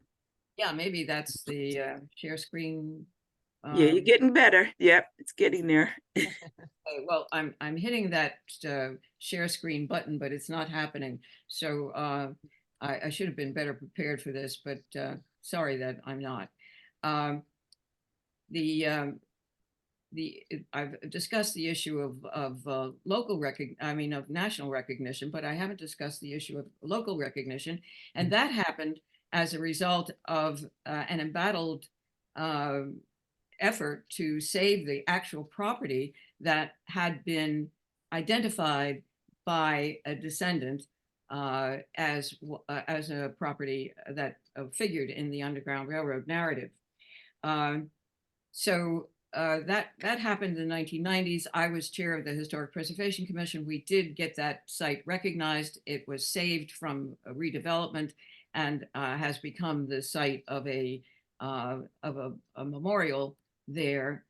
This Huntoon Van Rensselaer site now has a sculpture on it. I do wish I could better show it. We're able to see that now. So what from the standpoint of public history, of course, the monument itself is very important. It's right next to the Passaic County Community College. So it does provide an actual physical record of this interracial partnership. And it also is proximate to the school so that it becomes a part of the narrative, and they can actually physically see the site that is being recognized. It happened to be an outgrowth of the Passaic County College that brought me and Jimmy together finally to retell the story. We had told the story in the booklet in 1996, but it became important to sort of retell it for public consumption and for the National Network to Freedom in the early 2000s. And Jimmy and I partnered in a little bit later, in what was it, 2018, I think, that we first came together to tell this story at the county college, and were able to finally come together to actually narrate it in the terms that are required by the National Park Service, using the documentation that we were able to discover. And as I said, we benefited from the fact that documentation is now available online in a very direct way. I no longer live in Paterson, so we did this online research and finally nailed the National Network authorization to characterize this as a part of the National Network in last year in 2022. The story behind the story is an interracial story. It's obviously participated in interracially. It's retold interracially in Bridge Street to Freedom and now by the National Park Service. But one really important aspect of this history is that it shatters the dichotomy that exists in Network to Freedom narrative about how South Jersey participated actively in the Underground Railroad, but North Jersey did not. And that the industrialization of Paterson discouraged the interracial participation of activists, and because there was cotton being woven in Paterson, somehow it was anathema to participate in the Underground Railroad. Both of these myths were shattered by the research that we did, and a very, very active interracial participation of activists in Paterson was uncovered by our research. So that is really the central theme of the work that we did, and that is why a Black man and a white man are represented on the Huntoon Van Rensselaer site. Huntoon being the white man who was an industrialist and an anti-slavery activist, and William Van Rensselaer, who was one of his engineers in his industrial operation, and who apparently facilitated the passage of fugitives from the South through Paterson and into Canada. So more detail on that narrative is available via this the material that we uncovered. But what it does reveal is that this interracial partnership included a wide swath of citizens in Paterson interracially working together to facilitate the passage of fugitives through Paterson, that women were actively involved, Black and white, and this conversation has gone on interracially as well as being represented interracially in Paterson.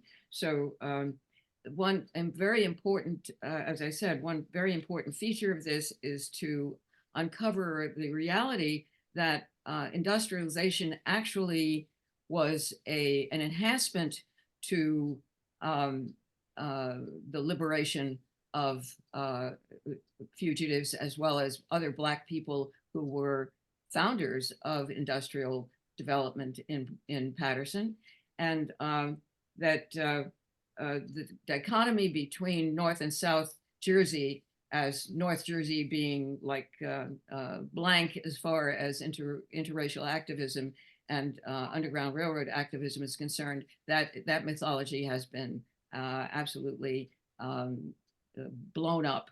So the work that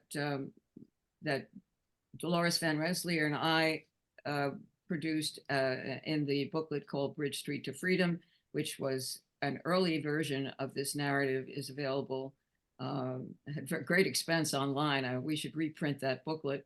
But the National Network to Freedom now has the material content of our the partnership we discovered of Blacks and whites in Paterson now as part of the national record. And we are building a website so that this narrative can be told. I understand Kelly Ruffell is on this group meeting, so she is here to confirm that the partnership of the work we're doing in producing a new website. I think academic historians have missed what was hiding in plain sight. And I think it's really important to say that the philosophical underpinnings of industrialization were essentially anti-slavery rather than encouraging of slavery. So whether wage slavery was an aspect of industrialization is another matter, but real slavery of people was anathema to most of the industrialists who participated in the Underground Railroad in Paterson. I also want to add that the inevitable ghettoization of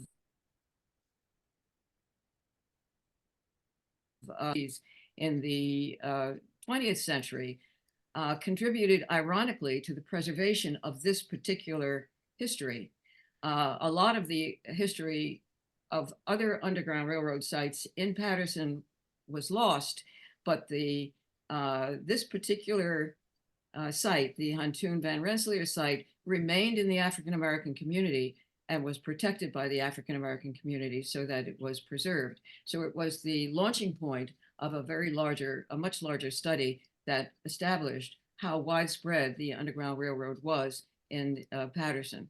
And I might suggest that if we were to look at Hackensack and some other of the industrial cities in the North, we would find an equal amount of interracial partnership in this activism.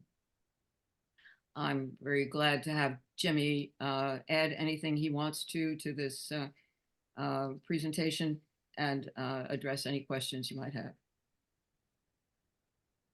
Thank you so much. I'm not sure if Jimmy is here with us right now, but I am going to drop your website in the chat if anyone would like to continue the conversation. I'm really struck by this inspirational image of, really diverse partnerships coming together to do good work, hard work, but good work. I have time for a question. If anyone has one, you can unmute and ask the question or type it in the chat and I will gladly read it for you. While we're waiting for that, I just want to add in that this image that I've put up is the guide to the Underground Railroad in New Jersey that shows virtually no sites. It was about 2000, and it shows virtually no sites in North Jersey. We have now really established that that was really a misrepresentation of the Underground Railroad in New Jersey. And we hope that another issue of this wonderful resource will be put out to show some things we've changed. And is that misrepresentation, as you call it, simply a product of the resources not yet being uncovered, not being available, or? I think it was partly a result of the assumption that industrial North Jersey did not have activism of this kind. I discussed it with Giles Wright at the time, and he was very adamant in his position that industrialization prohibited the integration of blacks and whites, and that it was that the production of cotton gave a favorable view of slavery to industrialists in Paterson, which is really incorrect. So, so that personal contact I had with Giles Wright at the time seemed to confirm that prejudice against North Jersey as a site of Underground Railroad activism was pretty embedded in the literature at the time. Well, that is fascinating, and I certainly look forward to following this story. If anyone else does, again, I've put Flavia's website, her personal website, in the chat for you. Thank you so much. Next up, we are moving to some of Monmouth University's finest young scholars, Dr. Danella's students, Eugene Hardy and Sharina Reed, who will be talking to us about their efforts to uplift the legacy of Dr. Martin Luther King Jr. here at Monmouth University. It's all yours. All right, thank you. Hi, everybody. I'm going to just try to share my screen here.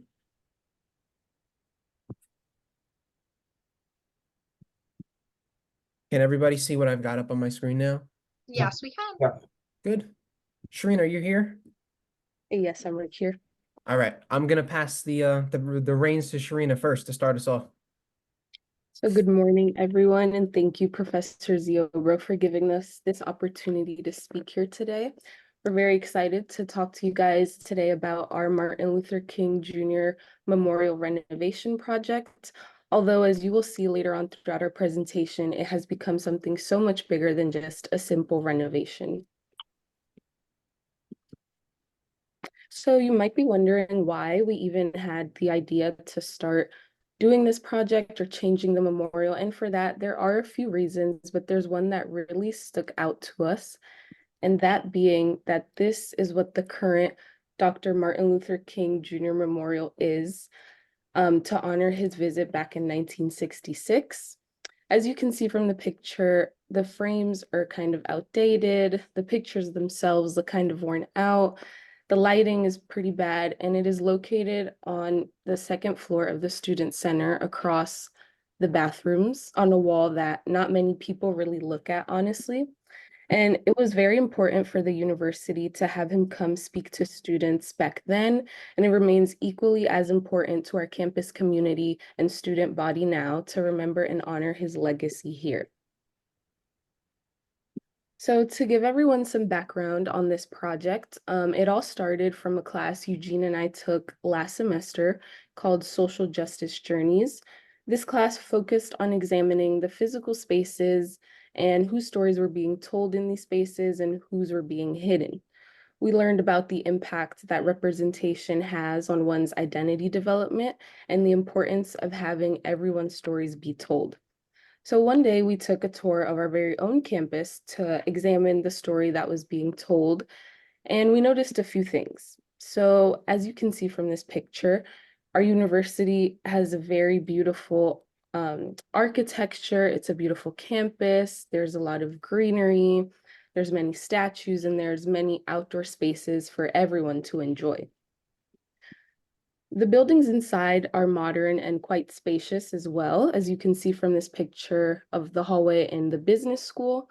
But our class quickly noticed that when you start paying attention to the walls inside the buildings, you start to notice the same kind of people being represented over and over and over again.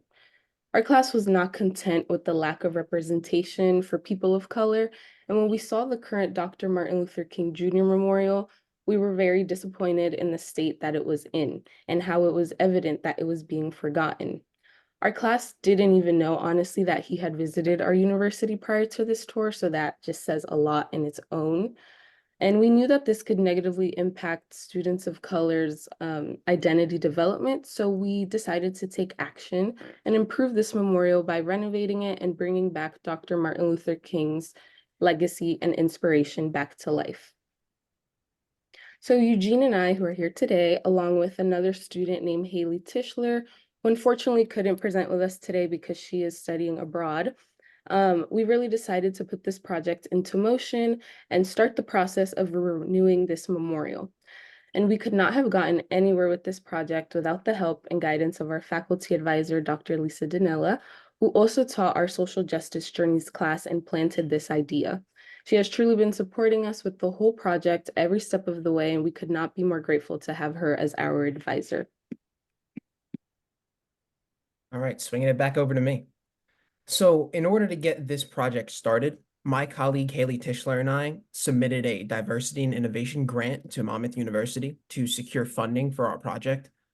The final project for our Social Justice Journeys class last spring semester was to write a dig grant proposal for this renovation project. So Haley and I took our two proposals, combined our ideas, and with a little extra research and a little extra effort, we were awarded $5,000 in grant money to use for the renovation. And for the money, for that, we thank Dr. Zanetta Rago-Kraft for her support and helping us get our project off the ground. And before we get into the actual details of what we're going to change, there are two people that were integral to the development of the current vision of the project that I have to mention before we get started. Mr. Raymond Close, Board of Trustees member at Monmouth University and CEO of Close Associates. I met him at another diversity event on campus at the beginning of this semester, and he expressed that he loved the idea. And after multiple meetings and discussions, he told us that he would provide his full support in order to make this project happen and make it happen in the best way possible. He has been the biggest inspiration for the new format and the biggest inspiration for keeping the project grounded within Monmouth University's student body, asking that we use current students or alumni to create the visuals for the project. And also, she's here today, she's hosting for us, Professor Melissa Ziobro. She inspired the second piece for this project, which will entail including other prominent historical figures of color that are associated with Monmouth University. Without her suggestions and her insight, we wouldn't be at the point that we're at today. But with all that said, we can get into the new vision for the project, which the ultimate goal for this project is to represent and inspire more Monmouth University students and let them know that they're valued and that anything is possible. We want to memorialize the visits of both Dr. Martin Luther King Jr.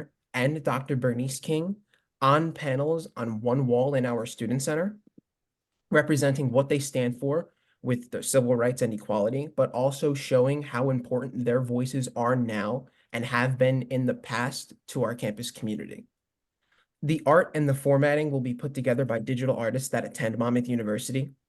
They will be able to be creatively free with the materials provided to them to add more personality of the students to the displays.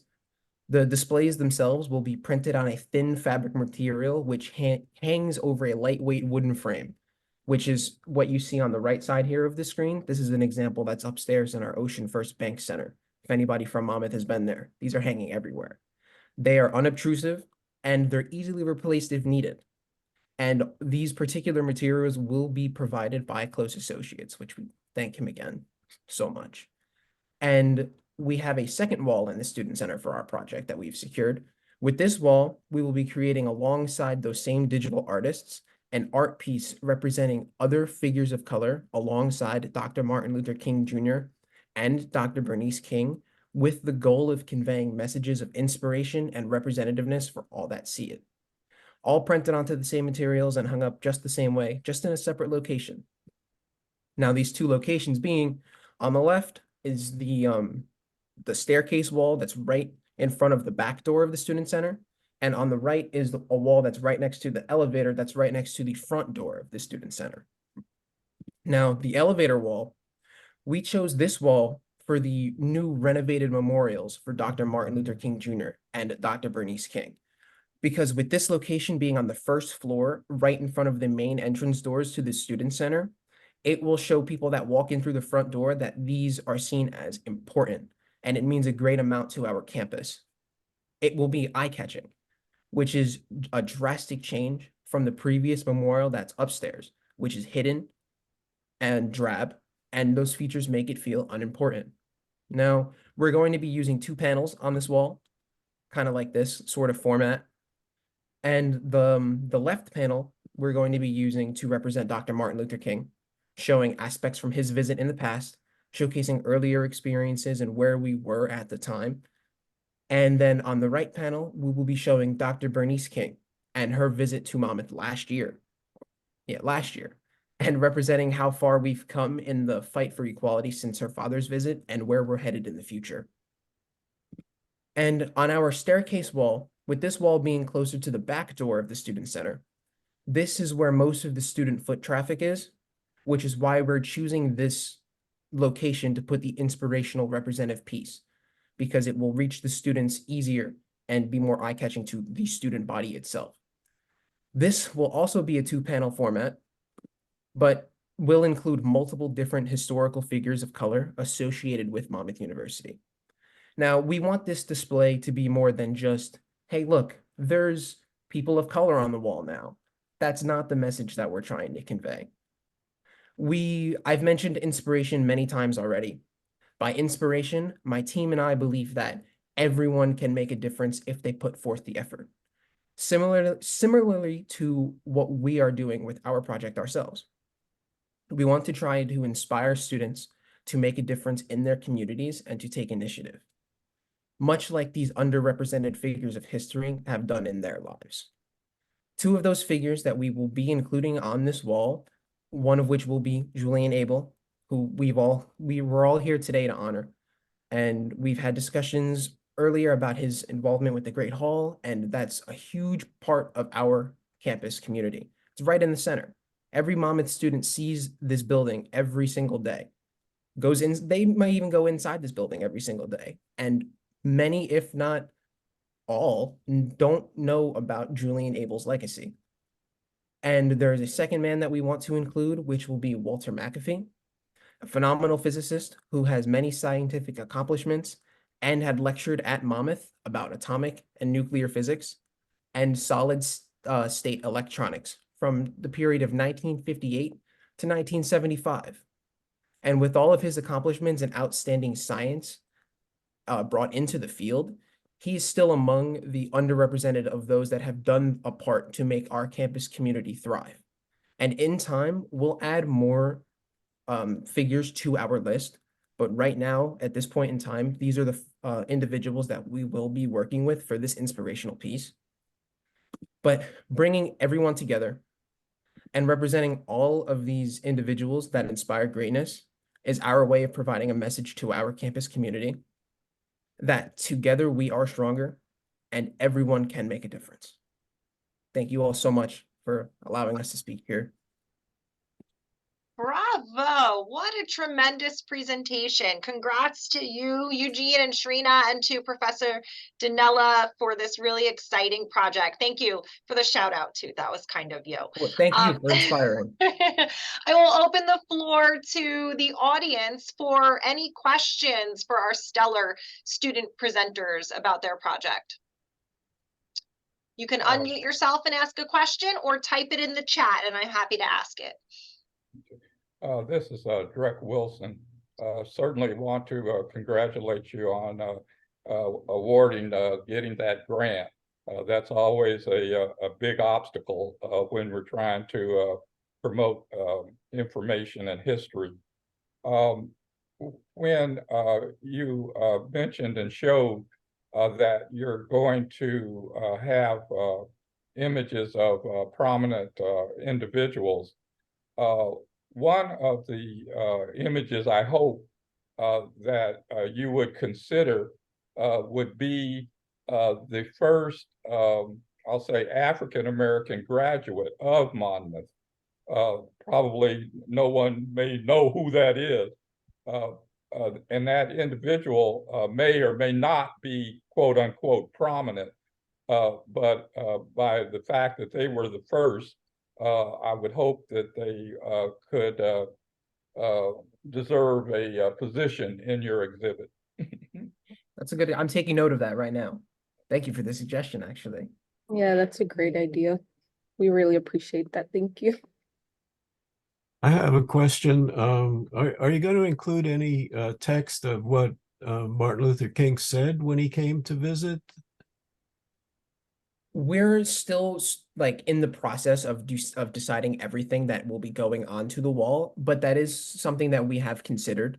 We have to get our artists together first to make sure that everybody's on the same page. But that's definitely in the scope, just to not have too many words on the wall, but we can have stuff there to show, you know, what he was saying. So it's not just pictures. Maybe there could be information on where one could find a link to, you know, what he said. Maybe like QR codes or something where I don't people know could. if the text is available anywhere, or a video of him, or I don't know what resources there are about his visit, but maybe there could be a QR code, as Melissa suggested, that would take you to more information about the actual event and what he said there. That's another really good idea. Okay. Thank you. And this is Kay. I just want to say kudos to Sharina and Eugene. You did an excellent job. And I think that also says a lot to the university professors, you know, Melissa and your other advisor. It just shows the quality of students and what they're able to rise up to and produce. So we're very proud of you both, and we're proud of the university. Thank you. Thank you so much, Kay, for those kind words. Okay, so this is lightning rounds. We do have to keep moving along, but if you are on campus, you know how to get in touch with Professor Dinella, Eugene, and Sharina. I'm sure they'd love to hear any other thoughts you might have, and stay tuned because this is going to be a really important, a really special project, and we want you to all follow its progress. Okay, so thank you. We are moving next to Charlie Horner, who is representing the Asbury Park Museum today and is going to be talking about singing waiters and cakewalks. So Charlie, I am going to share screen for you as we discussed, and you will just tell me when to advance the slides, okay? Okay, that sounds good. All right, well, thank you, Melissa, and thank you for everybody that's tuned in to hear all of these talks today. Have been certainly fascinating. I want to talk today about singing waiters and cakewalks in relationships to Asbury Park's grand hotels and the evolution of early Black music and dance. When we first started this work, we'd seen that there was some work in the way of research that were done on cakewalks.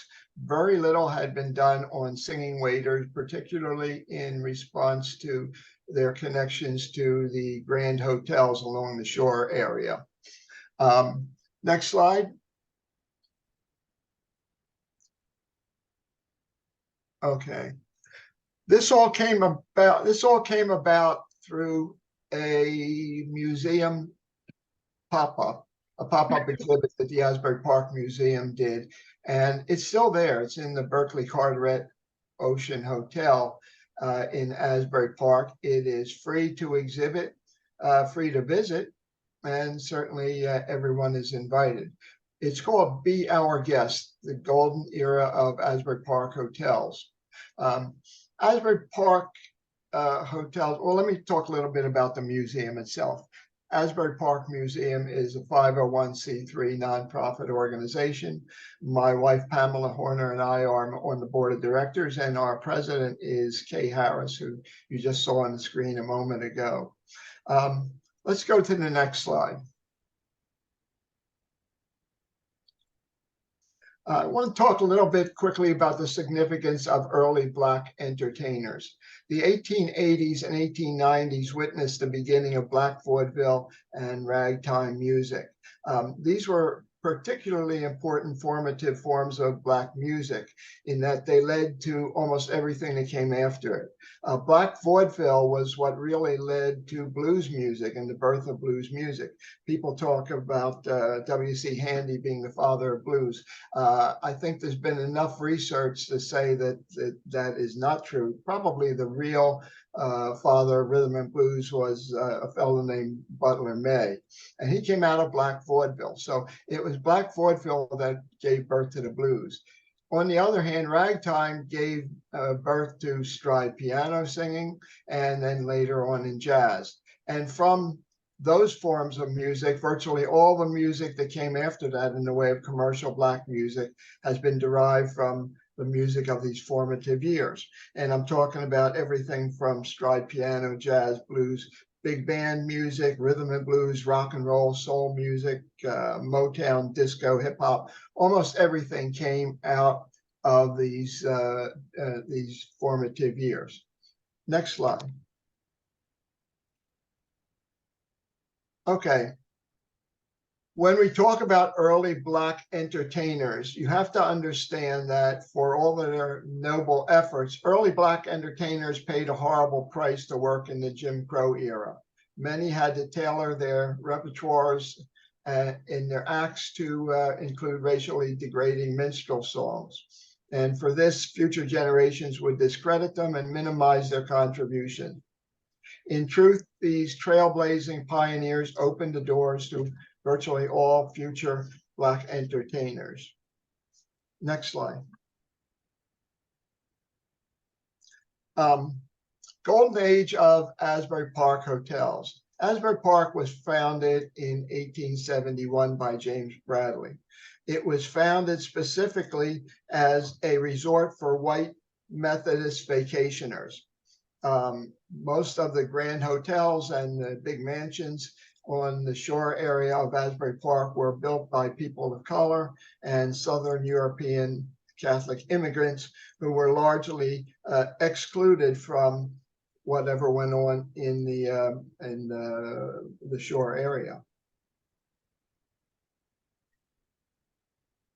Now, at its peak, Asbury Park had about 800 hotels, and I'm saying at its peak being the 1880s, 1890s, 1910s. But only about 20 of these were called grand hotels. So the question is, what is a grand hotel? Next slide.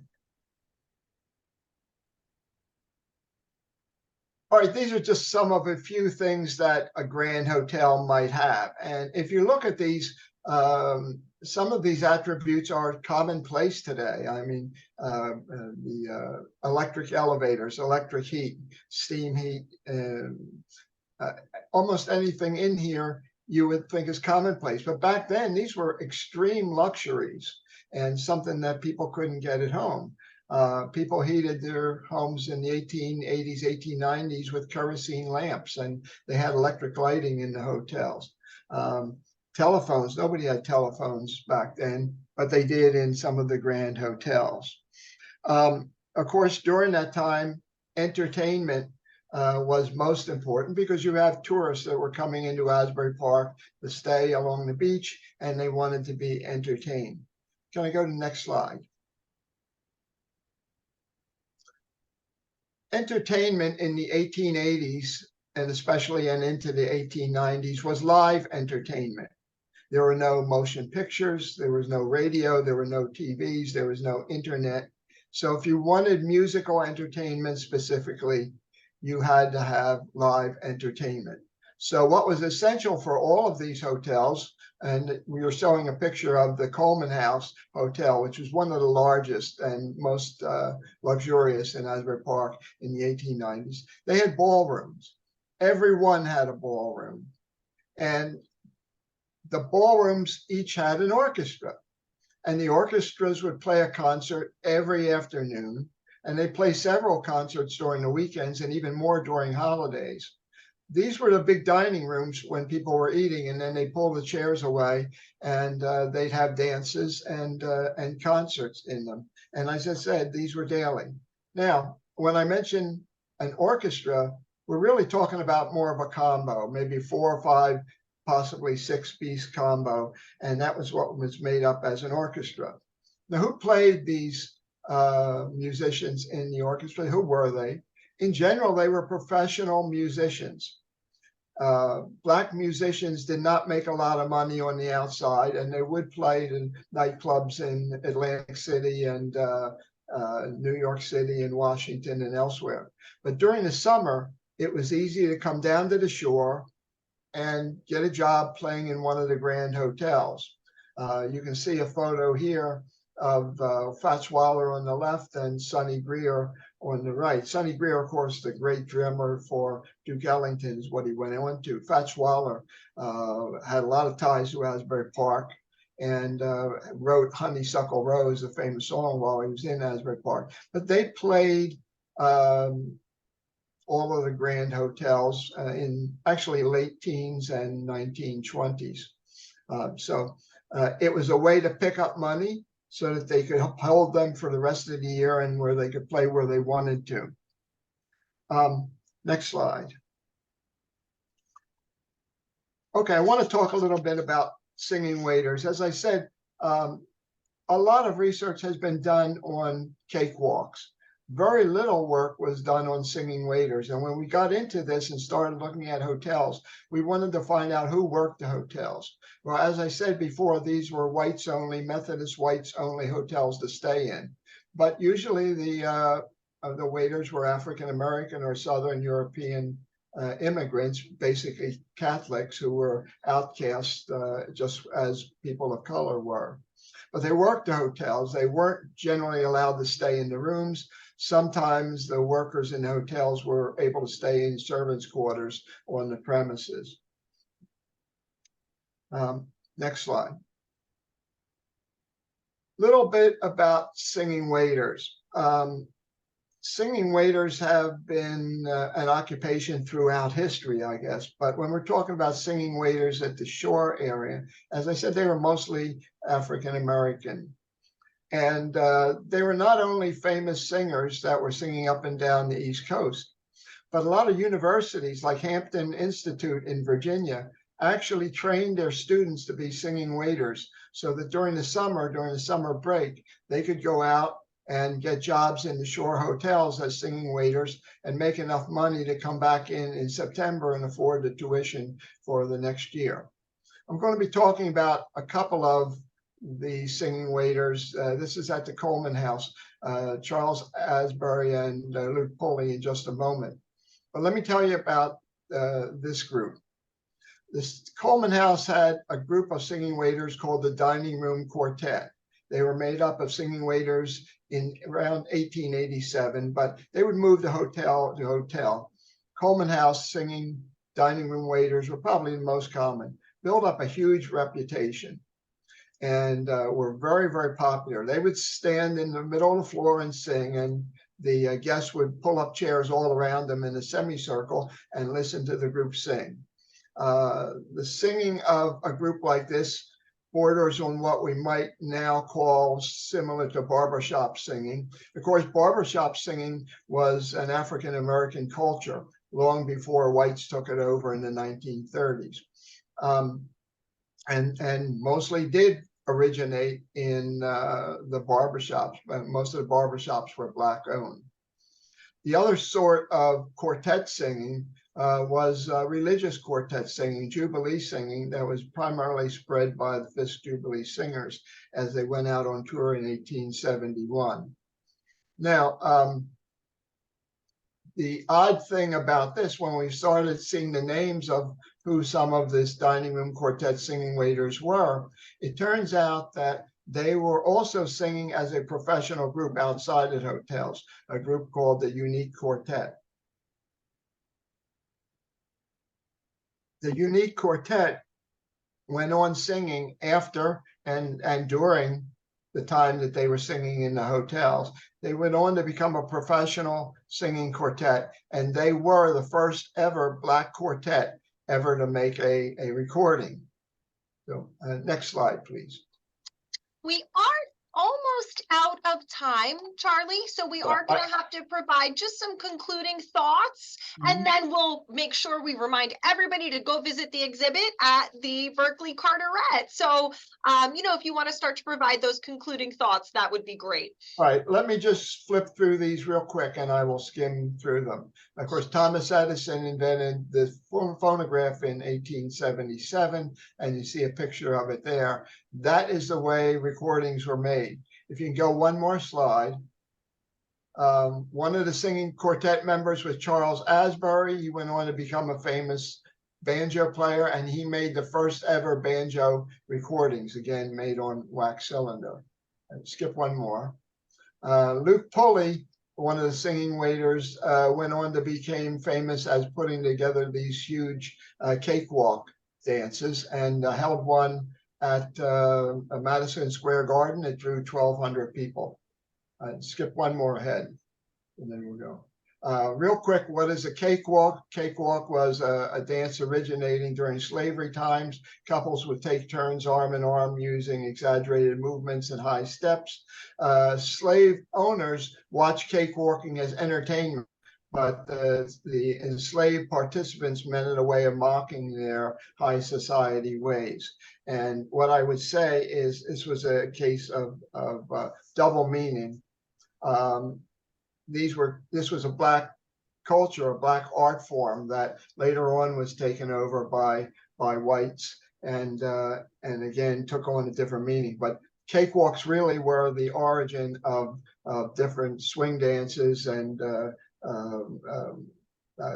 all sorts of later dances, the Charleston, things like that. So it had a major impact on that. Okay, I would wrap it up here.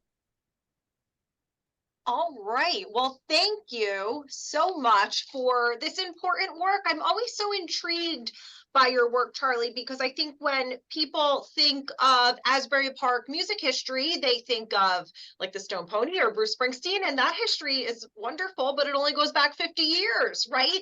And you are able to show us how Asbury Park's music history is so much older and more complex and more diverse than that. So thank you. And we encourage everybody to get over to the Berkeley Carteret Hotel, right, in Asbury Park, and to visit the exhibit. How much longer will it be there?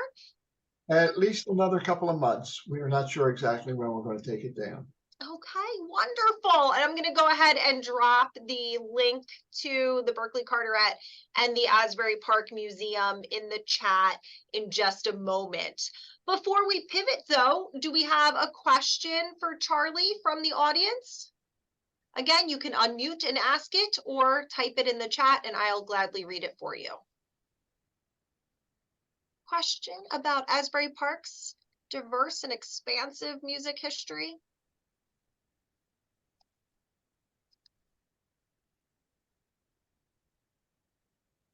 Okay, I will leave it there because I could ask you questions all day, but I can do that offline. So we'll keep moving right along. And like I said, I'll put those links in the chat for you shortly. Thank you so much, Charlie. So next up, we have the longtime Monmouth County Archivist, Gary Soretsky, who wears a number of other hats, one of which is the head of Princeton Preservation Group. And he's going to be talking about his work to explore and educate about the lives of early Black photographers in the state of New Jersey. So Gary, the floor is all yours.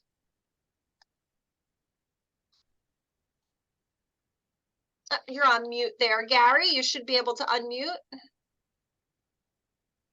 Thank you, Melissa. I could have listened to Charlie talk for quite a bit longer, but I'll try to share what I know about some Black photographers in New Jersey who are pioneers.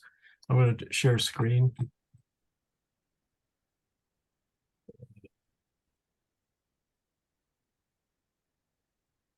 Can you see that? Yes, sir, we can. Okay, great. Well, I've been researching 19th century New Jersey photographers for quite a while, and I've got a list of more than 3,000 of them on my webpage, soretsky.com. And out of those, less than 0.1% of them were people of color, and they were all male. So these folks are really rare. And so I became interested in, who were they? And today I'm going to share some information about one of them. I wrote an article, and I think it's in the current issue of New Jersey Studies, or the one, is it the current one, Melissa, or the one right before it? Oh, I think you've had articles in the past, like 3 or 4 issues. Yeah, but the one on Black photographers, I think, is in the current issue. I believe so, yes. Yeah, and some of these folks are discussed in that article, including the last one, who I'm going to talk about today, Albert T. Moore, known as Tom, who was active in New Brunswick, Atlantic City, South River, and Wilmington.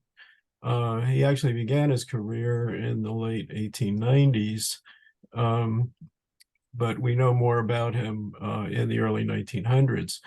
This is the only picture of Tom Moore that I've been able to find.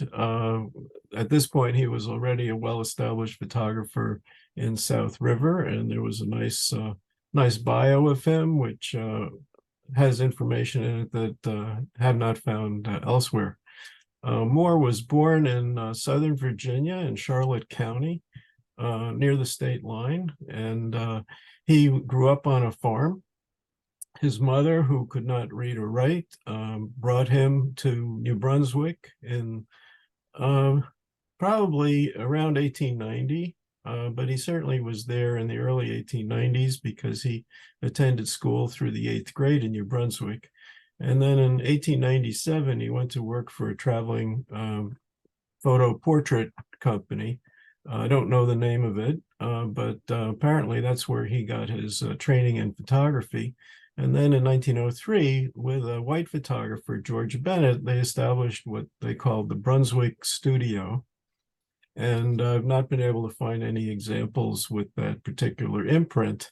But there is an article that appeared in 1903 that somebody was swindling Moore by going around and selling coupons, saying that you buy this coupon, let's say for 50 cents, and that would entitle you to come to the studio and have a picture taken. This was a common swindle. There were other photographers in this period who were getting swindled in the same way. But this is one of the few examples of references to him in the early 1900s. In addition to doing photography, Moore also was teaching drawing and penmanship at the Ebenezer Baptist Church. And then he split from his partner and established his own gallery called the Ideal Photo Company, or Ideal Studio, as it appears on the imprints of his photos on Church Street.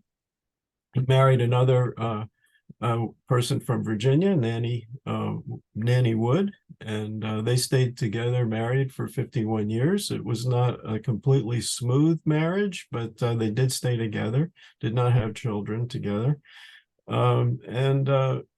Initially, he specialized in the popular ping pong photos of the time. This was the precursor to the photo booth. And he became known as the Ping Pong Man in New Brunswick. Now, I don't have an example by Moore, but this is an example of a ping pong photo. Typically, you would pay 15 cents and you get 15 little pictures in 3 strips, and then you would pay additional to have them mounted. These are pretty uncommon today. So I haven't found any by Moore yet. I'd love to, but this one is by an unknown photographer. So Moore was active in the community. He started the New Brunswick Colored Giants, a baseball team, in 1908. And apparently his financial success was such that he could move to a larger gallery on George Street, the main street in New Brunswick, in 1909. And then a couple of years later, with 2 other African Americans, he opened the Royal Social Club for Black Youth, which had a billiard hall. This is an example of one of his larger format photos from around 1910. And here's another one. So this shows that, you know, he had both African American and white customers at the studio, and he had another photographer who was white who worked for him. So he was able to get along with people of the white race, and I think that was one reason why he was able to have success. Moore got involved in two lawsuits around this time. The first is an interesting case because he bought tickets to see a show at the Opera House for himself, his wife, and a friend. He sent somebody over to buy the tickets. And the tickets were good seats near the front. And at that time, the Opera House was segregated. And when they showed up, they went in, they sat down, and then they were ushered out because they were told that Black people couldn't sit in that section.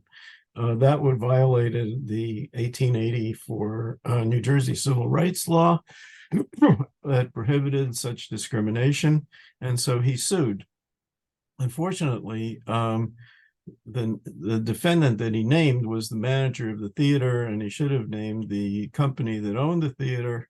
And so his lawyer dropped the case. But it shows that he was willing to stand up for his rights. And it's an early example of an activist who was trying to enforce the civil rights laws in New Jersey. The other lawsuit that he got involved with had to do with his wife, who apparently established a relationship with a Pullman car porter, and he sued this fellow for $25,000 for alienating the affections of his wife. Apparently, they got over this hump in their marriage because they did stay together for 51 years until Moore died. I don't know the result of the lawsuit. Better for Moore was that in 1913, in January, he was chosen to be the official photographer for the Emancipation Proclamation exhibition. This was to be the 50th anniversary celebration of Lincoln's proclamation in 1863. And he was to be the official photographer, and he was supposed to go and take photographs showing the achievements of African Americans in New Jersey, and that would be shown at this exhibit in Philadelphia. Unfortunately, New Jersey decided to pull out of that exhibit, and Philadelphia, they held it in Philadelphia as planned, but New Jersey decided to have its own in Atlantic City. And Moore moved to Atlantic City, but whether he contributed to that exhibit or not is unknown. No examples of his work in Atlantic City have so far come to light. In any event, he did move to Atlantic City, and the article announcing that he would work for this emancipation show mentioned that he had this Maxwell car that he would go around in touring while he was there. In fact, while he was in Atlantic City, he worked part-time as a chauffeur using a car like this. He also had a pool hall there, and he also did photography there. This is a clipping showing the celebration schedule in Atlantic City for the Emancipation Jubilee. There were some significant people there, the governor of New Jersey, former governor, Booker T. Washington. There was music. There were formerly enslaved people who were still alive who came and talked. There was a parade of fraternal organizations. Moore was a member of a couple of those, but whether he participated or not, we don't know, but I think it's quite likely. Hopefully some more evidence of his activities will come to light. So after a few years in Atlantic City, he and his wife moved to South River, where he became partners with a Polish photographer named Benny Trzaska. And they worked together for a year or so, and then Benny went into the army, and then he came back and they worked together a little bit. And then Benny left, he opened up a clothing store, and Moore continued on his own in South River. This is an example of the work of the partnership, a World War I rally. And here's one that's by Moore after that partnership ended, showing two groups of European immigrants who had organizations in South River. And here's a portrait of the Polish giants by Moore, taken in South River. And on the bottom right, it has his studio address, 45 Obert Street. And that's where he lived with Nanny upstairs. This is the building recently. It's a restaurant. And they lived upstairs and the studio was downstairs. In the 1930s, with the Great Depression, their business, his business declined, and eventually he decided to move to Wilmington, Delaware. Here's one more by Moore, taken in South River. So by 1940, he's in Wilmington, where he's recorded in the census, and there he became a photographer and also active in Democratic Party politics. He ran for city council, but he did not win. He became a delegate at Democratic conventions. And they also dealt a little bit in real estate. They bought and sold a property at a profit. They also opened up a restaurant in the late 1940s. Nanny was the cook. And then they rented out the restaurant to another fellow, and they continued living upstairs where they rented out rooms. This is the building where they lived from 1943 until Moore died in 1957. So not much else, unfortunately, is known about Moore at this point. I've not been able to find any photographs that he took in Wilmington or in Atlantic City, and only a couple from New Brunswick so far. And there are a few more in South River that the South River Historical Society has.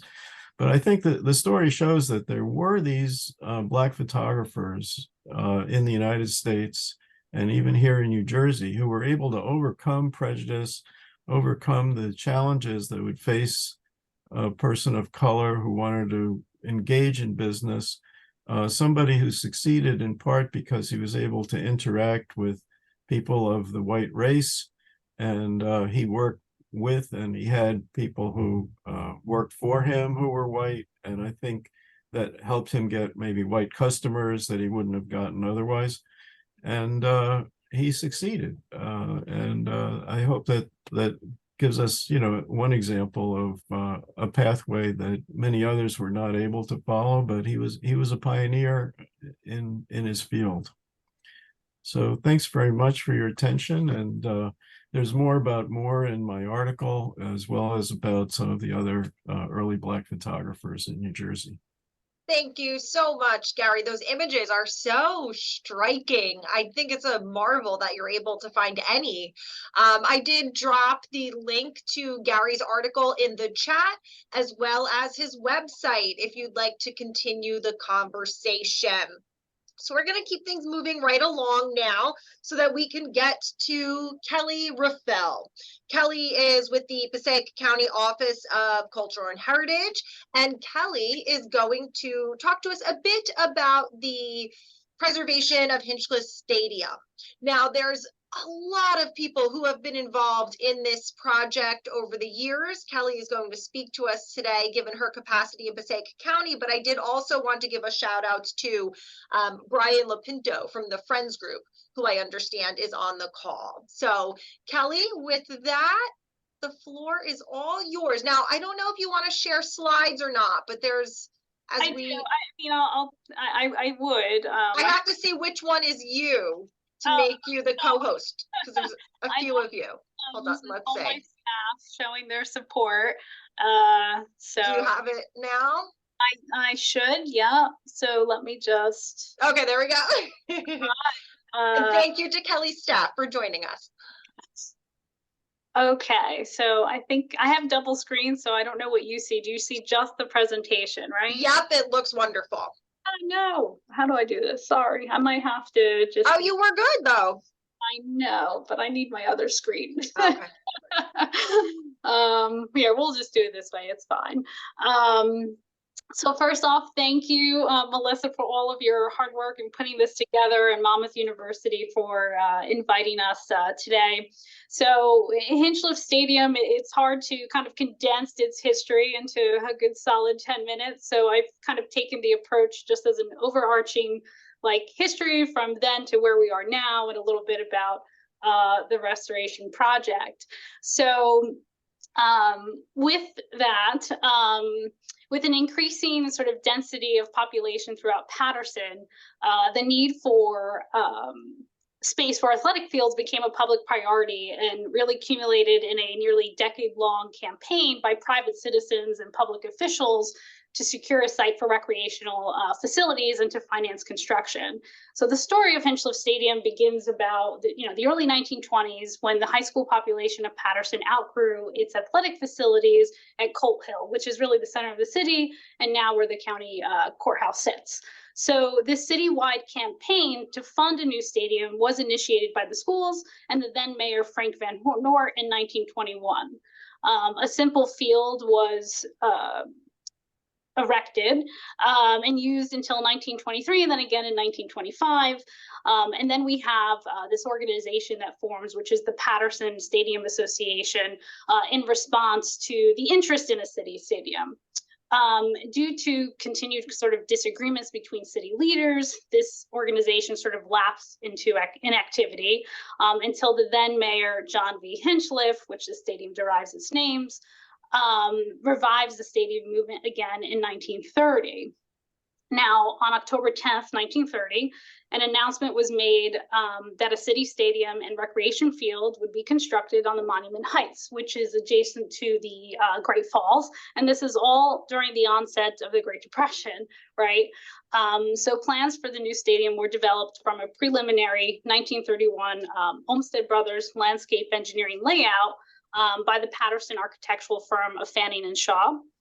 So the stadium was made as this open air sports arena of pre-war modern construction, utilizing reinforced concrete and classicizing Art Deco styling, and was completed and dedicated in 1932. Now, I love architecture, so some architectural details which attribute to the uniqueness of the stadium.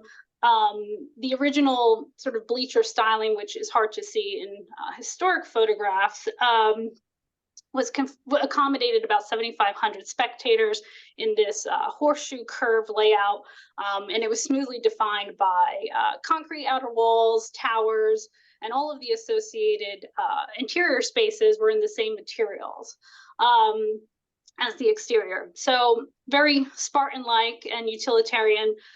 The stadium really sustained this simple yet bold pattern of architectural ornamentation and decorative detailing. And it really became a reference, right? And it was designed as a reference to sort of classical athletic competitions. It was certainly unique to Paterson and in the region, not only for its size and style, but for its location within the Great Falls Historic District and association with the involvements of the public school system.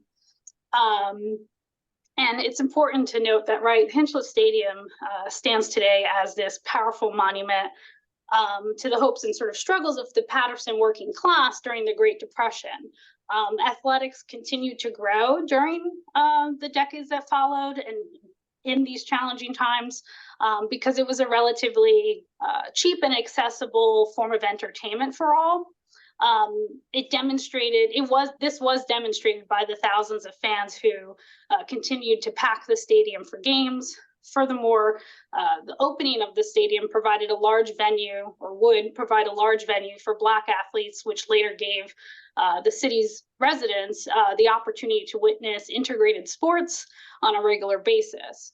The promotion of African-American success on this field, or on Hinchliffe's field, came with the stadium's ability to host notably consistent quality play within independent Black baseball and within what would be the major leagues.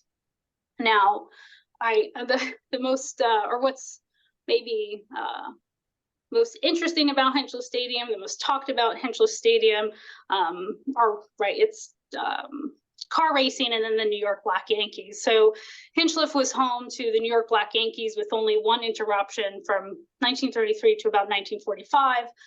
It was the host to the Colored Championship of the Nation, which was done in 1933, and was also home to the New York Cubans. As a host to the Negro or Colored League regular season games, the stadium saw future Hall of Famers, which we have 20 in total, Josh Gibson, Judy Johnson, James Cool Papa Bell, and Oscar Charleston. Paterson's own even hometown champion, Larry Doby, the Silk City Slugger, began his groundbreaking career at Hinchliffe Stadium, where he led Eastside to the City of Paterson baseball title in 1941 and then again in 1942. While playing at Hinchliffe, Doby was recruited and signed his first professional contract with the Newark Eagles in 1942. He became the second Black baseball player and the first in the American League to break the color barrier in the majors, right behind Jackie Robertson in 1947. And then immediately thereafter, Doby was, in 1948, was the first African-American to hit a home run in the World Series. So we claim Larry Doby very much. So other teams playing ball at Hinchliffe seasonally or regularly included, the Paterson Truckers and the Cuban Stars. We had soccer teams. You have the New Jersey Stallions and the New Jersey Eagles. Football, we have the Paterson Giants. We have the Silk City Bears. We have other Hall of Famers such as Earl Dutch Clark and Bill Dudley, who all played at Hinchliffe during football games against the Paterson Panthers in the following decades. Now, after World War II, motorcycle and auto racing became probably one of the largest attractions and still much very talked about and reminisced about in Paterson. Along with, we had boxing and music, other sports entertainment. But now, while, the stadium sees its height between 1932 and 45, 47, it would start to lose its welcoming atmosphere and attendance by the mid-1950s.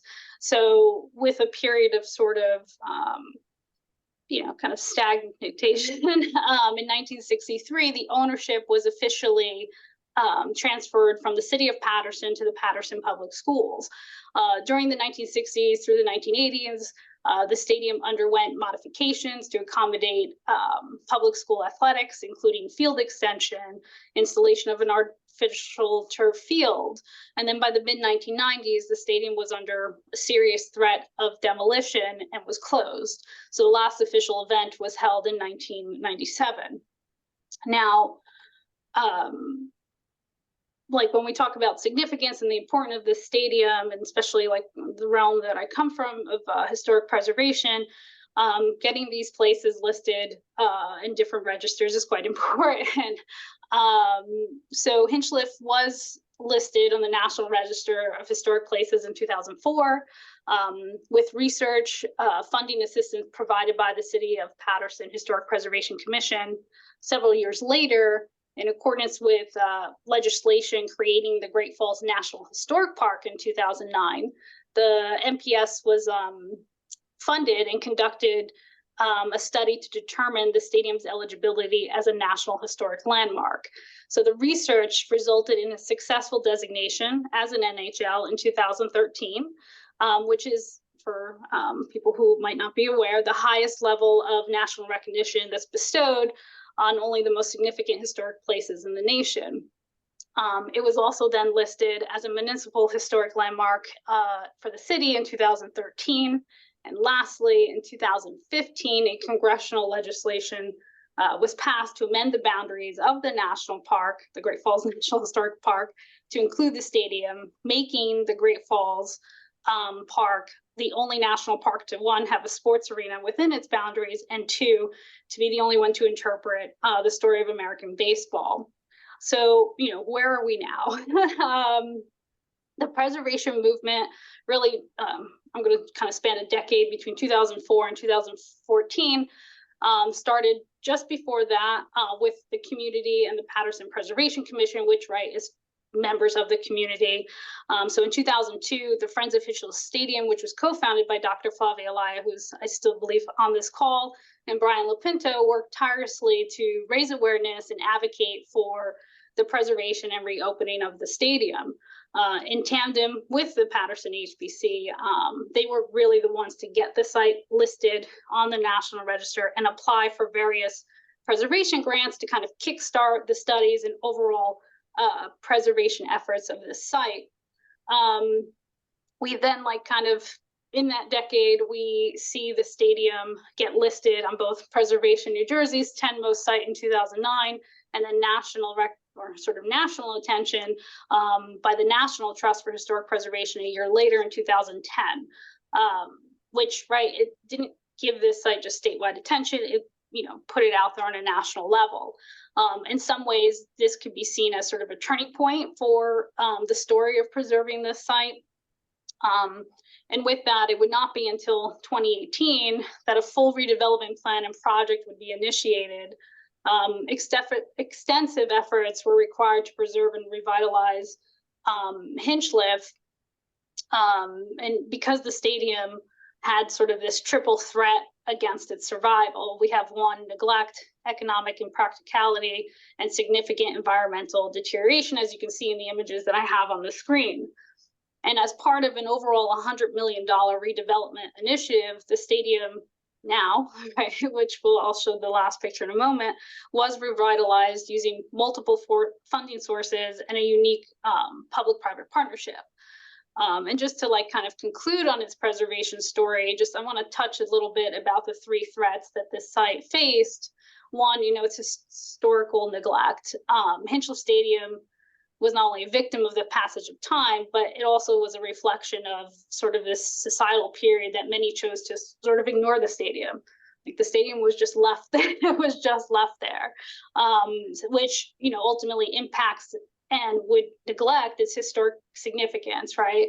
So it led to the deterioration and decay for years. And it really did face this prospect of fading out and, you know, being a site no longer here. Economic impracticality, right? As a vacant, outdated facility still owned by the Board of Education, Hinchliffe Stadium struggled to find really any viable economic purpose. The cost of maintaining the stadium and having functionality posed a significant financial burden and risk, both to, right, the Paterson Board of Education and the city of Paterson. And then deterioration, right? It's, you know, neglect over time. It has been a haven for vagrancy, drug use, you know, all of, you know, weatherization, environmental impacts that really could not, like, if our redevelopment plan did not move forward in 2018, you know, this site would have, you know, faded away. So again, the revitalization of Hinchliffe Stadium was a complex, multifaceted initiative aimed at addressing these three major triple threats. It required vision, funding, collaboration, and meticulous planning prior to the execution of the project, which we are very happy to say that is complete. So in closing, the story of Hinchliffe Stadium and all of its unique history is hard to tell in the allotted time, but we in Paterson are proud of the work we've been able to achieve and hope that all of you can come visit. And soon we'll have a museum tied to the stadium to talk about its history and impacts. And we look forward to be able to share how sites of African-American heritage are hemmed into, the very fabric of our nation and our history, both at a local, state, and national level. So thank you. Wonderful. Thank you so much, Kelly. I'm just struck in the totality of our conversations today. There are so many people, so many places out there who need their stories told, and it just takes really thoughtful, hard-working people to kind of roll up their sleeves and get that work done. So I'm so inspired by all of you here today. If you'd like to continue the conversation with Kelly, I've just put her website in the chat. So I hope that you will continue to learn more about the past and future of this fascinating site that is significant not just to New Jersey, but to the history of the nation, as its new status denotes. Just a note to say thank you for recognizing the Friends of Hinchliffe Stadium as the only begetters, you might say, the early begetters of this process. And thank you for a very good presentation that was covered pretty much every aspect of the thing. But I did also wanted to highlight the importance, the central importance of the involvement of the National Trust for Historic Preservation, which we don't often get to acknowledge in some of these movements, and especially Brent Leggs, who was really critical in the process of acknowledgement and raising funds for the preservation of the stadium. And by the way, a very important women's athletic activity happened there at the very, very beginning, as well as black baseball. So we have that, and also art that was part of the stadium as well. So it's really a very, very integrated story. Thank you.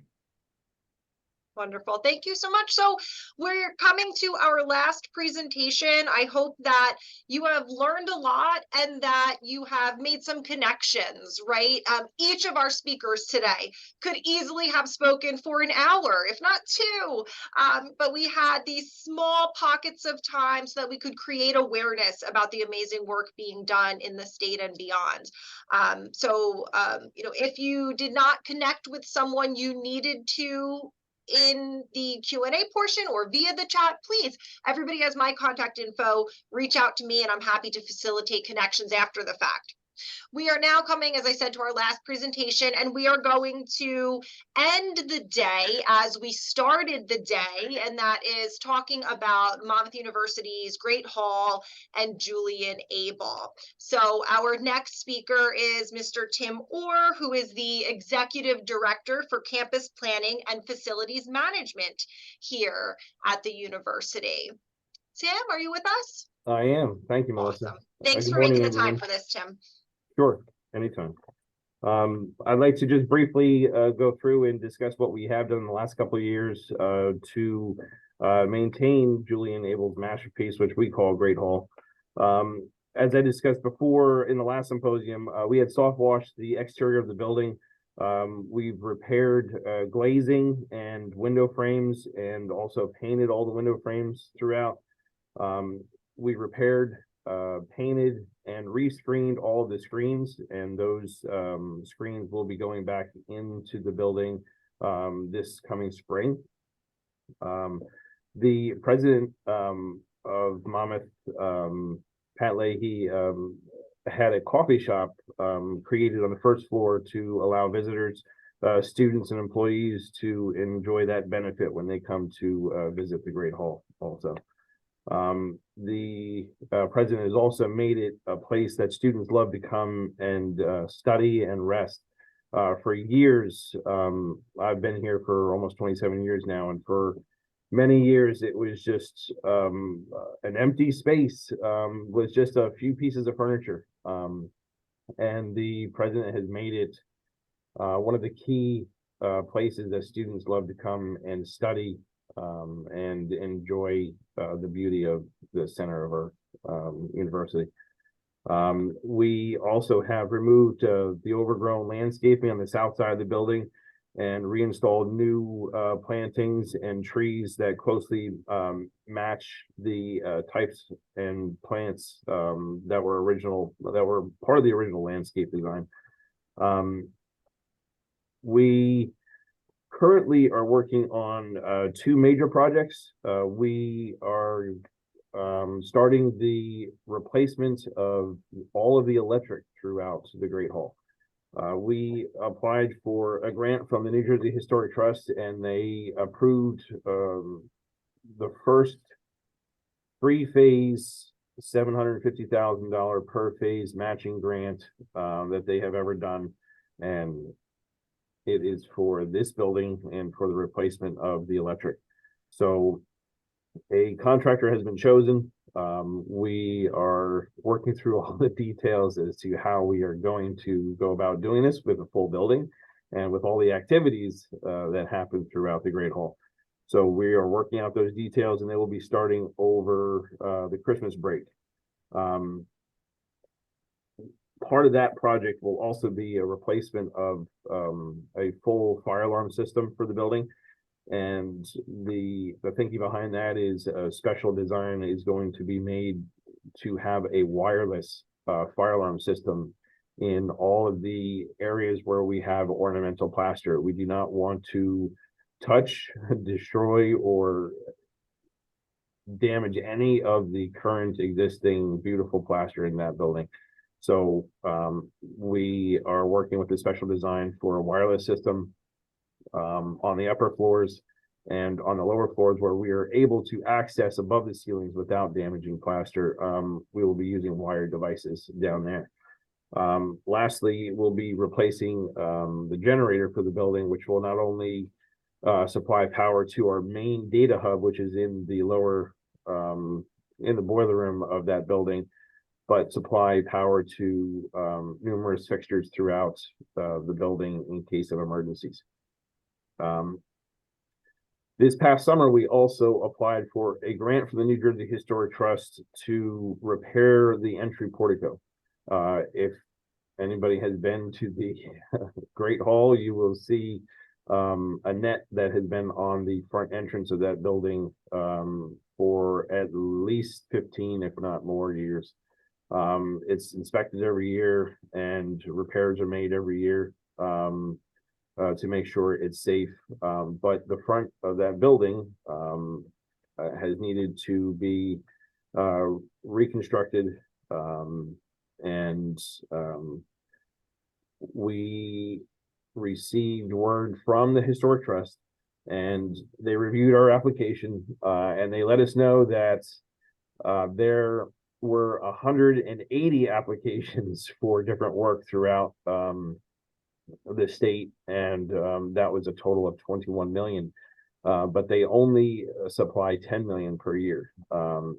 So their suggestion was, since we have 2.25 million already awarded to us for the electrical project, they rewrite the grant so that the first phase of the electric is given $750,000.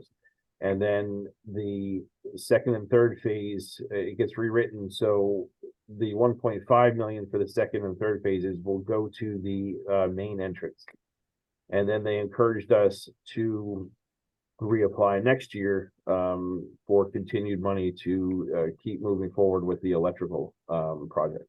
So that's what we are planning on doing. So after many years, it looks like within the next 2 summers, we will have the front entrance reconstructed, and we will be able to remove finally the net that has covered over the beauty of this building. So those are the 2 major projects that we're working on currently. We're always identifying anything else that needs to be done, and we're working on trying to identify money to pay for that. It's a work in progress. It's an amazing building, and with that comes a great responsibility to keep it as beautiful as it was designed by Julian Abele. So with that, if you have any questions, I'm very happy to answer anything that you might have. Thank you so much for that update, Tim. Let me ask you a quick question. Ballpark, how many buildings are there at Monmouth University? 57. So I feel like if you had to take care of only the Great Hall, that would be a big job. But Tim has to take care of 57 buildings with his team. So we so appreciate the effort that goes into that. I'm going to ask you a quick question before I open it to the audience. I hope I'm not putting you on the spot too much, but you referenced the coffee shop that was put into the Great Hall. Did I hear that there were salvaged archival materials or historic Yes. materials used in that construction? There was a church from the 1800s in Scranton, PA that was demolished, and there were certain panels that were salvaged from that church and that were reused as the front part of the bar section for the coffee house. The key was to make it look like it was always there. And if anybody gets a chance, please stop in, and it's an amazing transformation. We did not impact the rest of the room. We kept all the finishes intact, but we added the bar system, and it looks as if it was there from the beginning. So it really does. It's astounding. It's incredible. Other questions from the audience? Tim, this is Drek Wilson. I'm the DC advisor to the National Trust for Historic Preservation. And we have a very good and well-funded grant program, the African American Historic Cultural Program. And I would encourage you to go online and look at that program and submit a application for whatever you'd like to submit relative to the Great Hall. thank you very much. I appreciate that information. I definitely will. Thanks, Drek. Any questions?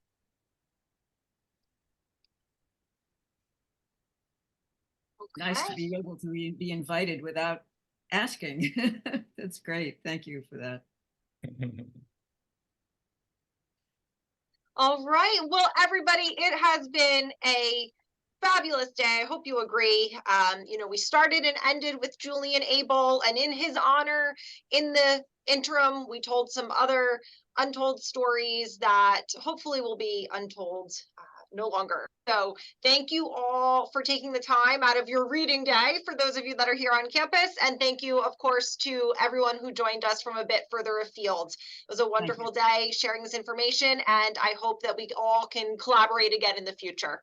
Yeah, thank you, Melissa. The whole morning was very informative. It was I enjoyed it. Thank you.